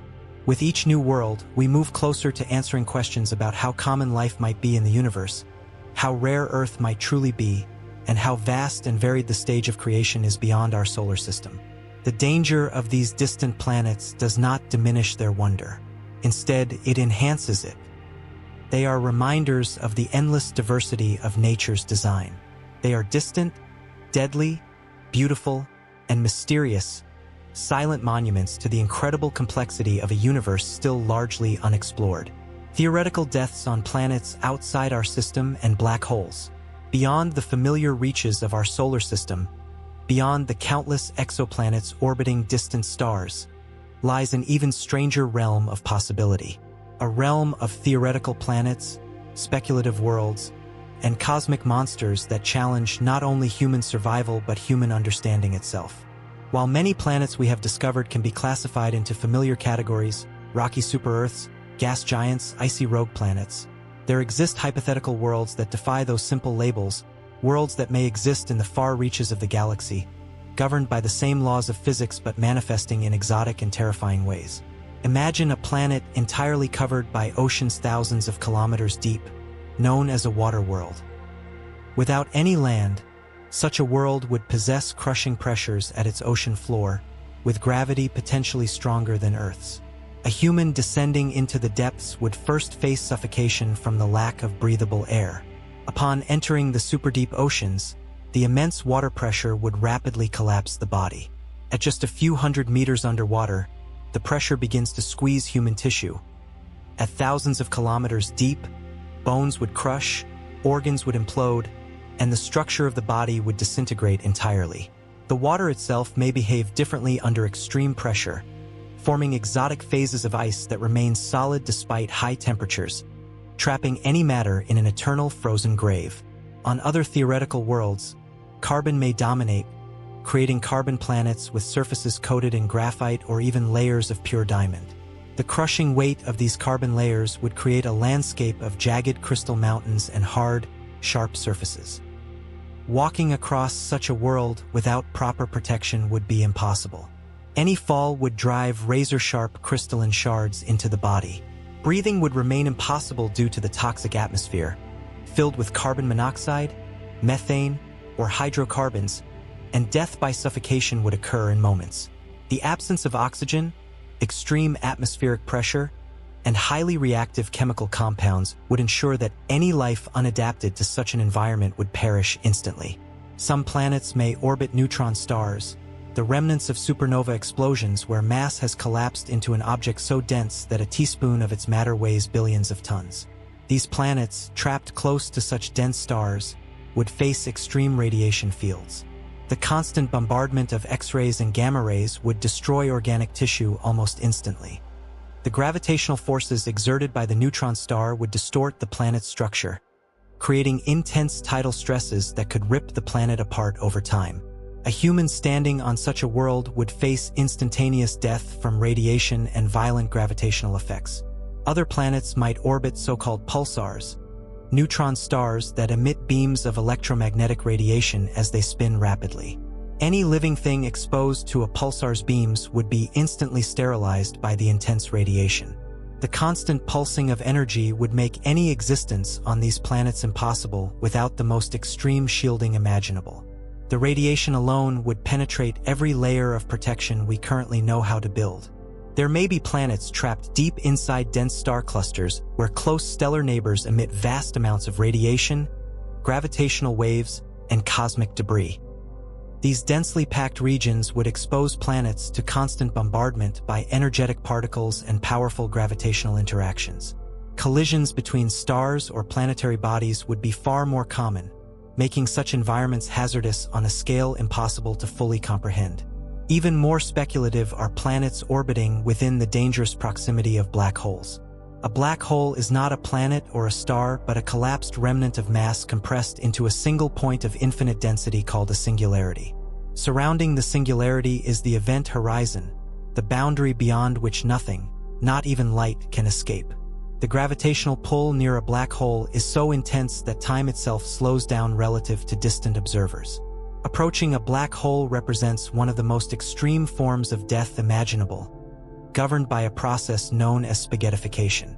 As a human falls toward a black hole, the gravitational gradient grows steeper with every moment. The difference in gravitational pull between the head and the feet becomes vast. The closer the person gets to the event horizon, the greater this tidal force becomes. The body would be stretched lengthwise while simultaneously compressed sideways, pulled into a thin, elongated strand resembling spaghetti. This process tears the body apart atom by atom, molecule by molecule. The individual would experience rapid disassembly, starting at the point closest to the singularity and working upward with terrifying speed. The event horizon itself marks the point of no return. Once crossed, escape becomes physically impossible. All matter and light are drawn inward toward the singularity, where current physics breaks down entirely. No information escapes, no signals return. Death inside a black hole is not only instant but irreversible and unknowable. Surrounding many black holes is an accretion disk of superheated gas and debris, swirling at near-light speeds. The temperatures in these disks rise to millions of degrees, emitting intense X-rays. Any approach to this region would incinerate a spacecraft or human long before reaching the event horizon. The powerful gravitational forces would also bend and distort light, creating gravitational lensing effects where distant stars appear warped and duplicated. The surrounding space would appear twisted, the very fabric of reality curved and bent by the immense mass. At the centers of galaxies lie supermassive black holes, millions or even billions of times more massive than the Sun. The gravitational fields around these monsters dominate the structure of entire galaxies. Falling into one would mean being stretched across distances spanning kilometers before even reaching the event horizon. The size of the black hole delays spaghettification slightly, but the end result remains the same: total destruction of form and identity. In the vastness of interstellar space, far from the warmth of any star, rogue black holes may wander unseen. They do not emit light. They reveal themselves only through gravitational effects on nearby objects. An unsuspecting traveler approaching such a dark wanderer would have no warning until the tidal forces became overwhelming. The silence would be complete. The destruction would be total. The universe offers no shortage of deadly environments beyond our solar system. Every theoretical planet, every exotic object, and every cosmic phenomenon combines beauty with danger. The same physical laws that allow stars and planets to form also create environments that destroy with equal efficiency. The radiation of neutron stars, the crushing pressure of super-Earths, the searing heat of hot Jupiters, the eternal cold of rogue planets, and the violent pull of black holes are reminders of the scale and power of nature. For humanity, survival beyond Earth will require not only advanced technology but an understanding of forces that stretch the limits of our knowledge. Each of these distant worlds holds its own silent, absolute promise that life unprepared will not last even a moment. And yet, within this endless landscape of dangers, the universe remains breathtaking. The glowing rings of Saturn, the swirling storms of Jupiter, the shimmering comas of comets, the frozen beauty of Europa, the distant blue of Neptune, the endless dark of interstellar space, and the mysterious pull of black holes together compose a cosmic masterpiece of unimaginable scale. The dangers are real, but so is the wonder. The vast silence of the universe humbles all who look into its depths, reminding us how precious and fragile our small world truly is. Neutron stars, intense gravity and hypothetical scenarios. Neutron stars represent one of the strangest and most extreme forms of matter in the entire universe. Formed from the collapsed cores of massive stars after supernova explosions, these compact objects contain more mass than the entire Sun, crushed into a sphere just tens of kilometers across. Their densities defy normal comprehension. A single teaspoon of neutron star material would weigh billions of tons on Earth. What was once a star burning bright for millions of years collapses into a dense remnant where gravity is so powerful that normal atomic structures are entirely destroyed. Protons and electrons are forced together, forming a sea of neutrons packed into an unimaginably tight space. Approaching a neutron star is to approach an environment where every known force acts on an overwhelming scale. The gravity near the surface is billions of times stronger than Earth's. Even a small step toward its surface becomes impossible. If a human were placed near a neutron star, the force pulling downward would immediately flatten the body into a thin, compressed layer of matter. The bones would shatter instantly, organs would rupture and collapse into themselves. Blood vessels would implode, The body would be crushed into an incomprehensibly thin smear within microseconds. Every cell, every molecule, every atom would collapse under the tidal forces acting across even small differences in height from head to toe. Time itself would behave differently near a neutron star. Under the effects of gravitational time dilation, time slows for an observer close to such intense gravity compared to someone farther away. For the person falling into the neutron star, time may feel normal, but to an outside observer, their fall would appear to slow and nearly freeze as the gravitational pull distorts light and time together. Light attempting to escape the surface is bent dramatically, causing severe gravitational lensing. The star's intense gravity warps space into curves that bend and stretch the background stars, creating strange halos of distorted light that wrap around the neutron star's surface. In many cases, neutron stars spin rapidly, rotating hundreds of times per second. These rapidly spinning neutron stars are called pulsars, and they emit powerful beams of electromagnetic radiation from their magnetic poles. As the star rotates, these beams sweep across space like lighthouse beams. A human caught within one of these beams would be bombarded by intense radiation. The pulses consist of X-rays, gamma rays, and radio waves of extraordinary intensity. Exposure would instantly destroy tissues, penetrate shielding, and break molecular bonds, rendering any attempt to survive futile. The radiation alone, without ever reaching the surface, would ensure death. Neutron stars also possess magnetic fields millions or even billions of times stronger than Earth's. These magnetic fields are so powerful that they distort atomic structures themselves. The magnetic forces can pull electrons and protons into elongated shapes, altering the very fabric of matter. For a human near such a magnetic field, the body would experience severe magnetic stresses. Molecules within the body would become misaligned. Nerve signals would fail. Cellular structures would break down under the influence of such overwhelming fields. The sensation would not be one of burning or crushing but of disintegration at a molecular level.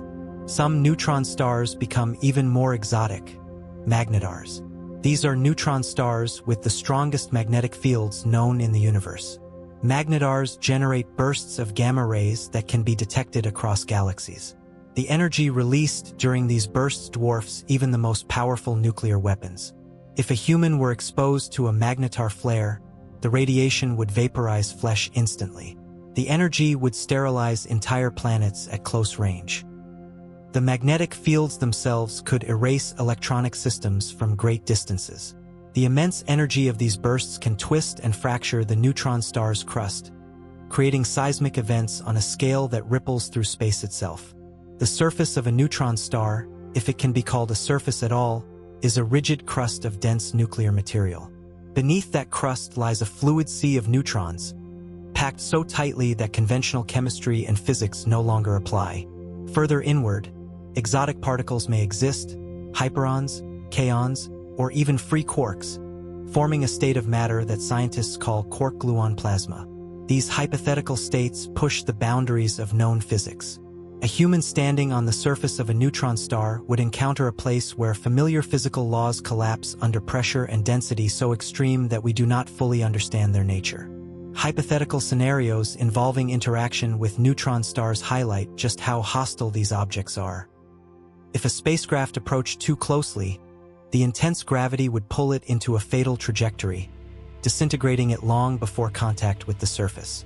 The gravitational gradient or tidal force would stretch the vessel into a thin stream of matter before pulling it completely apart.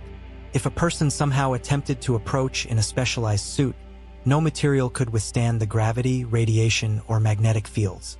Shielding sufficient to resist the radiation would collapse under the weight. Materials strong enough to endure the magnetic fields do not exist. Every attempt at survival is overwhelmed by the combined forces acting simultaneously. Even observing neutron stars from a distance is dangerous. A nearby neutron star in our own galaxy would threaten life on Earth through bursts of gamma radiation capable of stripping away the atmosphere, damaging DNA, and triggering mass extinctions. The power of a single neutron star affects not only its immediate surroundings but entire regions of space. And yet, despite their destructive power, neutron stars hold a haunting beauty. They're compact, spinning forms, wrapped in complex magnetic fields and surrounded by beams of pure energy, stand as monuments to the life and death of stars. They are relics of cosmic violence frozen in time, pulsing quietly across the dark expanse of space. Some blink rhythmically like cosmic lighthouses, their beams sweeping across the galaxy in regular patterns that astronomers detect from light years away. The pulsing rhythm of a neutron star is precise, steady, and ancient, beating like a silent heart in the vast emptiness. Their formation is a story of collapse and rebirth. A massive star lives for millions of years, burning hydrogen, then helium, building heavier elements in its core. When fusion can no longer sustain the star's mass, it collapses inward violently. The outer layers explode in a supernova, scattering elements across the galaxy, while the core contracts into a neutron star. What remains is a remnant of staggering density and power, smaller than a city, yet containing more mass than entire stars. The journey to and into a neutron star remains purely theoretical for now. No human will ever stand upon one. No probe will likely ever land upon its surface. But from afar we observe, we measure, and we learn. The light that reaches our telescopes tells stories of spinning pulses, sudden bursts, and ancient collisions. Neutron stars may one day collide with one another, producing gravitational waves that ripple across space, shaking the very fabric of reality as they merge into black holes. These collisions scatter gold, platinum, and heavy elements into the cosmos, seeding future stars and planets with the raw materials for life. In every aspect, neutron stars are extreme. Their gravity crushes, their radiation sterilizes, their magnetic fields distort reality, their densities defy imagination. Their creation speaks of the immense energies that govern the life cycles of stars. Their silence echoes across the emptiness of space, a quiet hum of unimaginable forces wrapped in perfect stillness. They are among the universe's most dangerous and beautiful objects, frozen witnesses to the violent processes that have shaped the cosmos for billions of years. How astronauts are protected. The dangers of space are constant, immediate, and absolute. The vacuum threatens to suffocate and boil. The radiation threatens to destroy cells. The temperature extremes threaten to freeze and burn. The micrometeoroids threaten to puncture and shatter. The silence of space is not peaceful for those unprotected. It is lethal. To survive, astronauts rely entirely on the technology that separates life from instant death. Every moment spent beyond Earth's atmosphere requires an intricate system of protections, meticulously engineered to defend against the hostile environment that surrounds them. The space suit stands as the astronaut's first and most personal layer of protection. It is not simply a suit. It is a small, wearable spacecraft. Every element serves a purpose, each layer designed to counter a specific danger. The innermost layer of the suit contains the liquid cooling and ventilation garment, where narrow tubes carry water across the body to regulate temperature. In space, where heat does not dissipate naturally, the human body must be actively cooled to prevent overheating during physical activity. This internal cooling system circulates water to absorb body heat, carrying it away to maintain a stable internal temperature. Over this layer, multiple protective shells are added. The pressure garment forms the core of the suit, maintaining a stable internal pressure equivalent to what the human body requires for survival. This prevents the body's fluids from vaporizing in the vacuum. The pressure suit inflates slightly, supporting the body's tissues and keeping the cardiovascular system functioning. Without this maintained pressure, lungs would collapse and blood circulation would fail. Above the pressure layer, thermal insulation shields the astronaut from extreme temperatures. In sunlight, the external surface of the suit may reach temperatures of over 120 degrees Celsius, while shaded areas may drop to minus 150 degrees Celsius or colder. The insulation consists of multiple layers of aluminized mylar and dacron, reflecting heat and insulating against the cold. These layers ensure that the astronaut remains at a survivable temperature despite the violent swings of heat and cold surrounding them. The outermost layer of the suit is composed of durable materials such as Kevlar and Nomex, designed to resist punctures from micrometeoroids, Even the smallest fragment traveling at orbital speeds can penetrate metal. The suit's layers absorb and disperse the energy of impacts to prevent fatal punctures. The material resists tearing, abrasion, and the high-speed dust particles constantly present in space. The helmet seals the astronaut's head in a pressurized environment, providing not only breathable air but also full protection for the face and brain. A sun visor blocks the harsh sunlight, protecting against blinding glare and dangerous ultraviolet radiation. Secondary visors can shield against solar flares or sudden increases in brightness. Inside the helmet, a communication system allows astronauts to speak with one another and with mission control, while fans circulate air to prevent fogging and maintain visibility. The oxygen supply feeds into the suit's life support system, which provides a steady stream of breathable air. Carbon dioxide scrubbers remove exhaled CO2 from the closed environment, preventing buildup to dangerous levels. Humidity is carefully controlled to prevent condensation, and fans maintain consistent air circulation, ensuring that every breath remains safe and clean. Attached to the back of the suit is the primary life support system, the backpack that carries the vital machinery necessary to sustain life. This unit stores oxygen, manages carbon dioxide removal, regulates temperature, controls ventilation, and powers the communication systems. It is a self-contained survival system designed to keep the astronaut alive for several hours during a spacewalk. Every part of the life support system contains redundancies and emergency protocols so that if one component fails, others can compensate long enough for the astronaut to return to safety. Spacecraft themselves serve as the next level of protection. The International Space Station, orbiting Earth at over 400 kilometers above the surface, is a marvel of engineering, built to shield its crew from the constant threats of space. The station's structure is composed of layered shielding designed to resist micrometeoroid impacts. Aluminum hulls, Kevlar blankets, and ceramic plates form a Whipple shield system, where outer layers break incoming debris into smaller fragments, reducing the chance of full penetration. The station's systems maintain internal pressure and oxygen levels, carefully regulated to simulate Earth's environment. Sophisticated air filtration systems constantly recycle air, removing carbon dioxide, controlling humidity, and filtering trace contaminants to maintain clean, breathable air for extended periods. The thermal control systems of the space station regulate temperatures through radiators that release excess heat into space. Heat generated by equipment, humans, and systems must be continuously removed to prevent overheating, while insulation maintains internal temperatures in the frigid vacuum. The station systems adjust to sunlight and shadow as it orbits Earth every 90 minutes, experiencing repeated sunrises and sunsets within each hour-and-a-half orbit.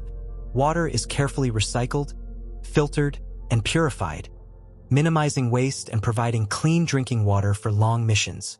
This closed-loop system reduces the need for constant resupply, making long-term survival in space more feasible.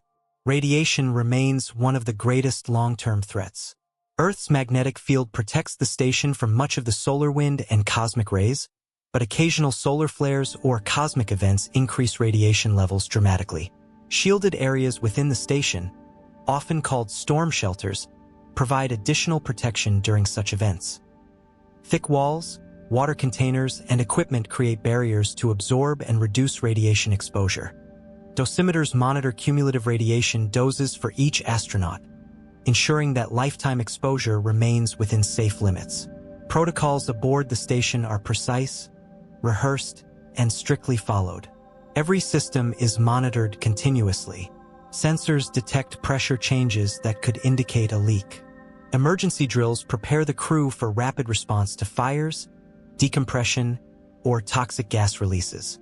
Astronauts train extensively before ever reaching orbit, practicing how to respond quickly and efficiently under the most dangerous circumstances.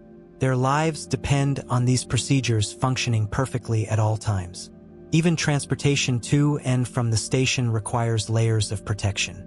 Spacecraft like the Soyuz, Dragon, and Orion are engineered with multiple redundant systems to ensure crew safety.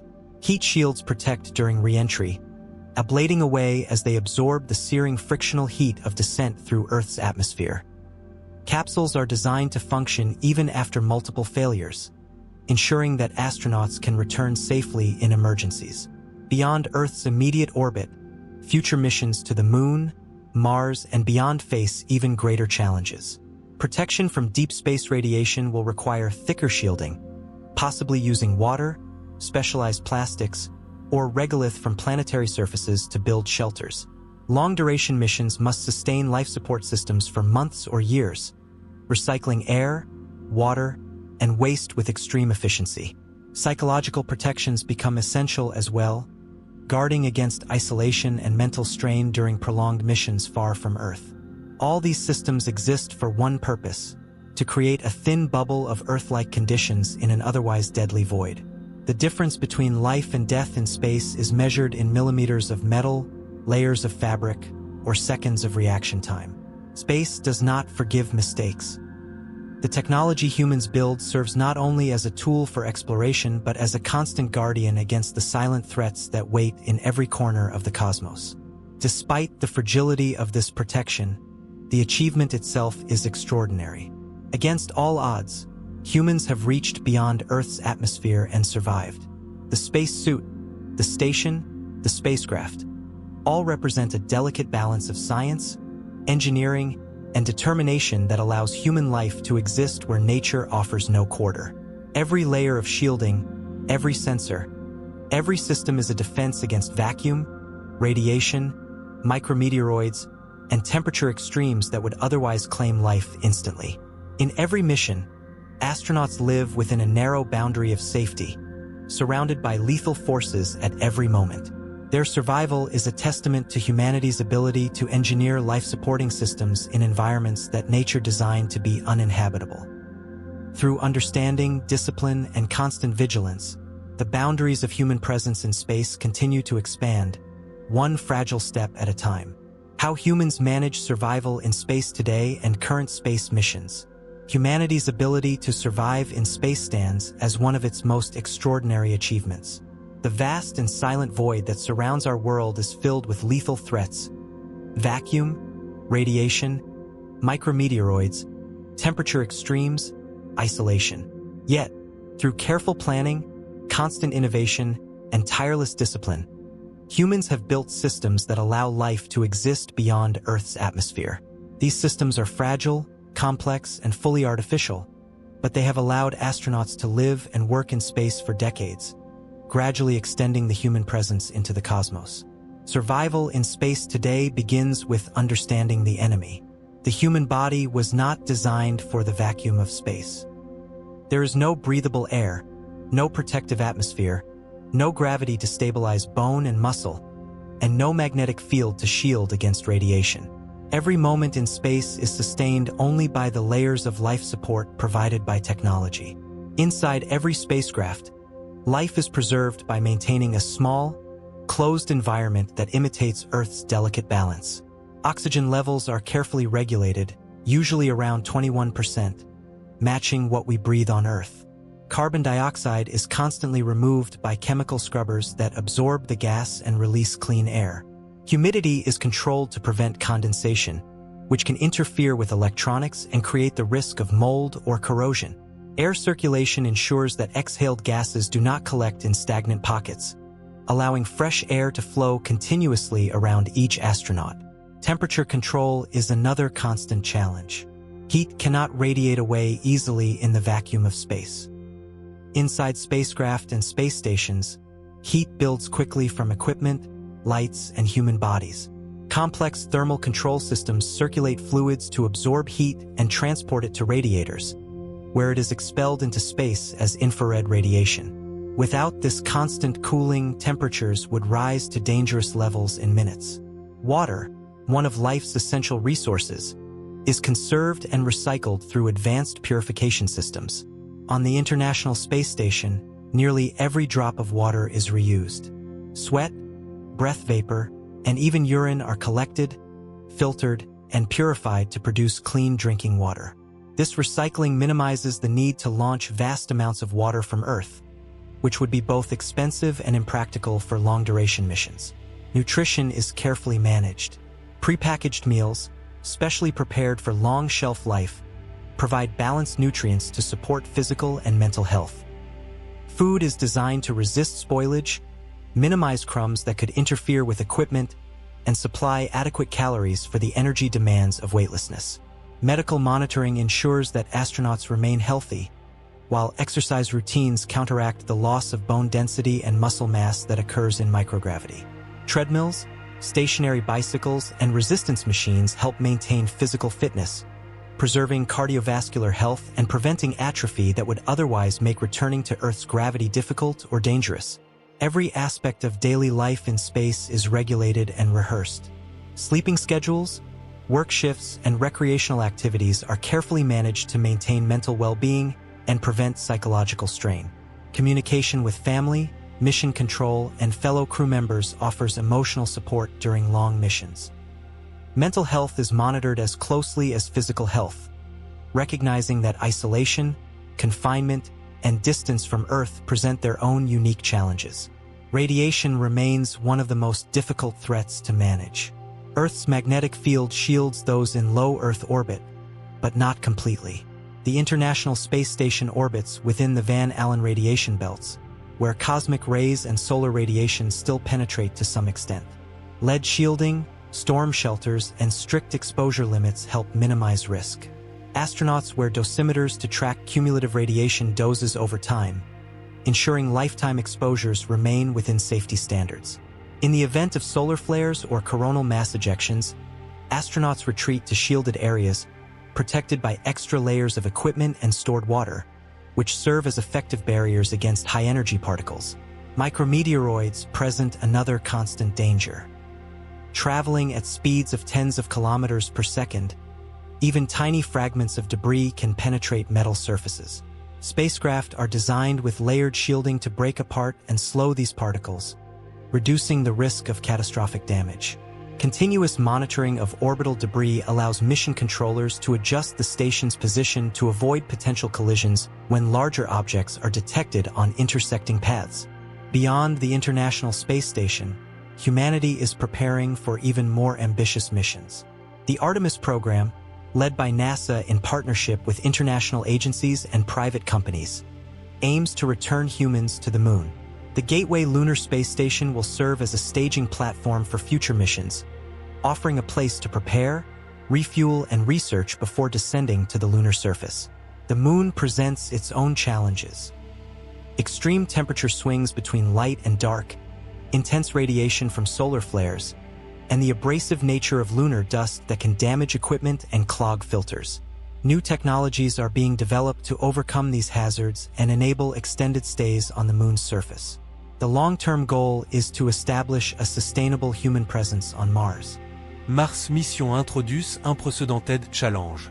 The journey alone requires months of travel, during which astronauts will face complete isolation from Earth's protective magnetic field, constant exposure to cosmic radiation, and no possibility of rapid rescue in emergencies. Landing on Mars demands precise entry through its thin atmosphere, balancing speed, heat, and stability. Once on the surface, astronauts must contend with low gravity, thin carbon dioxide air, frigid temperatures, and pervasive dust that can damage machinery and pose respiratory hazards. Habitats must be sealed, pressurized, and shielded from radiation. Life support systems must recycle air and water efficiently for years at a time. Food must be grown locally or supplied in vast quantities. Medical systems must operate independently, ready to handle emergencies without support from Earth. Spacecraft design continues to evolve, with companies like SpaceX developing next-generation reusable vehicles like Starship, capable of transporting large crews and cargo to distant destinations. Orion, developed by NASA, offers deep space travel capabilities with advanced life support and safety systems. International partnerships are building collaborative infrastructure for lunar and interplanetary exploration, recognizing that no single nation can bear the burden of deep space exploration alone. Even robotic missions reflect the complexity of survival in space. Probes sent to the outer planets, landers that touch down on distant moons, and rovers exploring Mars must endure the same extreme conditions faced by human explorers, designed to function autonomously for years or decades, surviving cold, radiation, and mechanical stress with precision and durability. Each mission that succeeds builds the foundation for the next. Every lesson learned adds to the growing library of knowledge required to extend human life beyond Earth. Redundancy, automation, constant monitoring, and rigid adherence to protocols form the backbone of every survival system in space. Failure in space is immediate. The systems built today are designed with an understanding that backup after backup may be needed to overcome unexpected failures. Space agencies continue to study ways to shield future explorers from radiation using water walls, regolith-based shelters, magnetic shielding, and sophisticated alloys. Research into artificial gravity, closed-loop ecosystems, psychological resilience, and medical autonomy remains ongoing, preparing for the decades ahead when missions will carry humans farther than ever before. The International Space Station remains the most enduring symbol of human survival in space today. It is a laboratory, a home, and a beacon of international cooperation. Orbiting Earth for over 2 decades, it has hosted astronauts from dozens of nations, performing thousands of scientific experiments, testing technologies that will one day support missions to the Moon, Mars, and beyond. Its continued operation demonstrates that life in space, while fragile, is possible with careful planning, discipline, and constant innovation. The journey to mastering survival in space is only beginning. The challenges remain vast. The threats remain ever-present.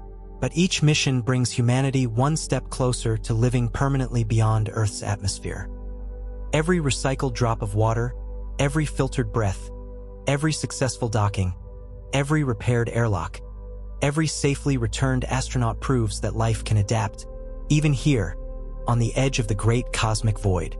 The thin shell of atmosphere and machinery that surrounds each astronaut is not merely a barrier against death. It is the result of generations of learning, sacrifice, discovery, and hope. In the centuries to come, humans may establish colonies on the Moon, Mars, or the moons of Jupiter and Saturn. Habitats may one day float through the emptiness of deep space, carrying life to distant stars.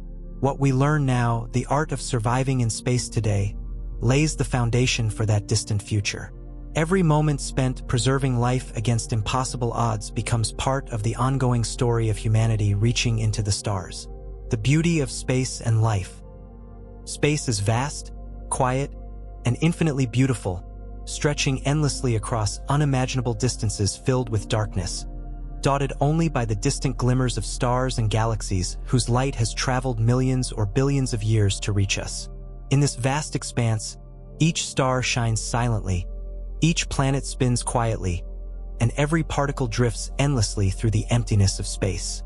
And yet, amid all this profound silence, there exists a tiny, precious world, our Earth.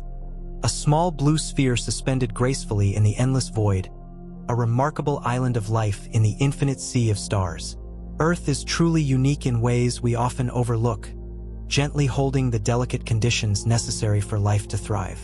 Every breath we take, every heartbeat, every thought, every experience occurs within a narrow band of conditions so precise that even slight deviations would make life impossible. Earth's perfect placement from the sun, its ideal size and mass, the protective shield of its magnetic field, and the delicate balance of its atmosphere. All these are finely tuned elements of an astonishing cosmic symphony, harmonizing perfectly to sustain the fragile miracle of life. The presence of liquid water, abundant on our planet, is itself a wondrous rarity in the harsh expanse of space. Water, transparent, tasteless, colorless, is the universal solvent, the gentle cradle from which all known life has emerged. It fills oceans, rivers, lakes, and the smallest droplets of rain, each drop containing possibilities, each ocean wave carrying a rhythm of endless renewal. Water on Earth flows, cycles, and connects every living thing, binding life in an interconnected web of existence. Earth's atmosphere, a thin veil wrapping the planet, protects all life from the harmful radiation of the sun, filtering ultraviolet rays, absorbing heat to maintain a stable climate, and providing the oxygen that fills every breath we take.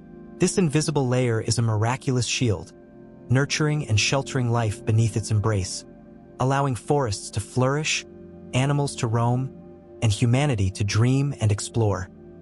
Above Earth's atmosphere lies the darkness and silence of space, a stark reminder of our planet's rarity and fragility. From the perspective of space, Earth appears as a small, pale blue, a fragile sphere of life suspended in emptiness, vulnerable yet extraordinarily resilient. From this perspective, borders vanish, divisions fade, and the interconnectedness of all life on Earth becomes unmistakably clear. Space exploration has profoundly altered humanity's perception of our home, emphasizing the unity of life on Earth, reminding us that we all share the same small world, breathing the same air, walking upon the same soil, bound by the same destiny. Each mission into space, each photograph of Earth from orbit, each moment an astronaut looks down upon our planet, reinforces the realization that Earth is our shared home, delicate, irreplaceable, and worthy of protection. The act of venturing into space is itself a testament to human curiosity and the desire to understand our place in the universe. Exploration has always been central to human nature, driving us to venture across oceans, climb mountains, and now reach toward the stars. It pushes the boundaries of knowledge, propelling humanity forward into realms previously unimaginable. Each spacecraft launched, each planet visited, each distant star studied, expands our understanding, deepens our sense of wonder, and ignites the human spirit's boundless imagination. Space exploration not only advances our scientific understanding but also inspires generations, encouraging dreams of a future where humanity might inhabit other worlds, where our descendants might walk upon distant planets, live beneath alien skies, and continue the human story far beyond the confines of our small, fragile planet. It inspires us to protect the Earth, reminding us vividly that nowhere else in the vast cosmos have we yet discovered a place so perfectly attuned to supporting life. Earth remains our precious jewel, our irreplaceable home. The beauty and mystery of space reflect back to us the incredible wonder of life itself. Every star twinkling silently in the night sky is a beacon reminding us of the preciousness of our existence. Every planet spinning through the void underscores the rarity and extraordinary nature of Earth. Every comet tracing silently across the darkness emphasizes the fleeting nature of time, urging us to cherish the moments we have, to appreciate fully the life we have been granted. From distant galaxies to nearby moons, from blazing suns to frozen worlds, the universe teaches us humility, compassion, and gratitude. It shows us that life, rare and beautiful, is to be treasured, protected, and celebrated. It reveals that our small world is a unique oasis, an incredible miracle that demands our respect, our care, and our endless awe. Each human life, delicate yet resilient, echoes the cosmic narrative of creation, transformation, and existence. Every heartbeat connects us to the rhythm of the universe. Every breath aligns us with the gentle ebb and flow of cosmic cycles. We are stardust, formed in the hearts of distant stars, carried by cosmic winds to this place and moment in time. In each of us lives a fragment of the universe, made conscious, made curious, made compassionate. Space reminds us that the universe is a place of extremes. Extreme cold, extreme heat, extreme emptiness, but also a place of remarkable balance. Earth embodies this balance perfectly. The gentle warmth of sunlight, the nourishing cycle of rain, the steady pull of gravity, and the shielding embrace of our atmosphere all harmonize to create conditions ideal for life's endless diversity and beauty. Humanity stands at the threshold of great possibility. Our ongoing journey into space is both a profound exploration of the cosmos and a powerful reflection upon our own identity and place within it. Every astronaut who gazes back at Earth from space is changed by the experience. Their understanding deepened, their compassion expanded, their appreciation for life intensified. We too can share in this transformative experience, embracing the realization that life on Earth is a rare gift, precious beyond measure. As we drift peacefully into rest, as we journey gently into sleep, we carry with us an awareness of this miracle, the quiet miracle of life, the gentle miracle of Earth, and the profound miracle of existence itself. Every star above us silently reminds us to cherish our time, to love deeply, to dream courageously, and to live fully. Space exploration teaches us not just about distant worlds, but about ourselves, our home, and the irreplaceable gift of life itself. In the quiet of this night, under the gentle tapestry of stars, we reflect calmly on the extraordinary nature of our existence, feeling deeply grateful for this small planet we call home. We sleep now, comforted by the knowledge that we are part of something vast and beautiful, something infinite and eternal. We rest peacefully, knowing our dreams carry the essence of the cosmos within us, each heartbeat echoing the gentle, rhythmic song of the universe. As you drift gently toward restful sleep, allow your thoughts to float serenely among the endless tapestry of stars. Imagine yourself softly drifting through the vast, quiet expanses of the universe, surrounded by galaxies, each filled with billions of suns, planets, and undiscovered mysteries. Feel yourself becoming part of this infinite cosmic ballet, gently carried along by the peaceful currents of space and time. Remember always that within you lives a fragment of stardust, connecting you intimately to the very fabric of the cosmos itself. Every gentle breath you take is linked to the cycles of stars, planets, and galaxies in graceful motion. Your heartbeat quietly echoes the rhythm of the universe, a timeless song of creation, existence, and profound beauty. As you close your eyes, let the wonders you've encountered tonight fill your imagination with tranquility and awe. Reflect calmly on the incredible rarity and preciousness of life, on the remarkable planet that sustains and nurtures you. Earth, our small and fragile home, is a miraculous jewel in the vast darkness of space, a sanctuary filled with life, warmth, and endless possibility. Allow your mind to rest easily now, comforted by the knowledge that you are part of something far greater than yourself. You belong here, among the stars, within this gentle and magnificent universe. Your dreams tonight may carry you across distant galaxies, to worlds unknown, guiding you gently through peaceful adventures that remind you of life's infinite possibilities. Let your heart be filled with gratitude for the delicate balance of nature, the harmony of our planet, and the profound interconnectedness of all things. Carry this peace within you always, knowing deeply how truly special and irreplaceable you are, and how beautifully significant your existence is within this vast cosmic story. Rest peacefully now, your spirit quiet, your heart calm, your mind drifting effortlessly among the stars. Sleep softly, inspired by the boundless wonders you've discovered, and let these comforting thoughts guide you gently through the night. Sweet dreams.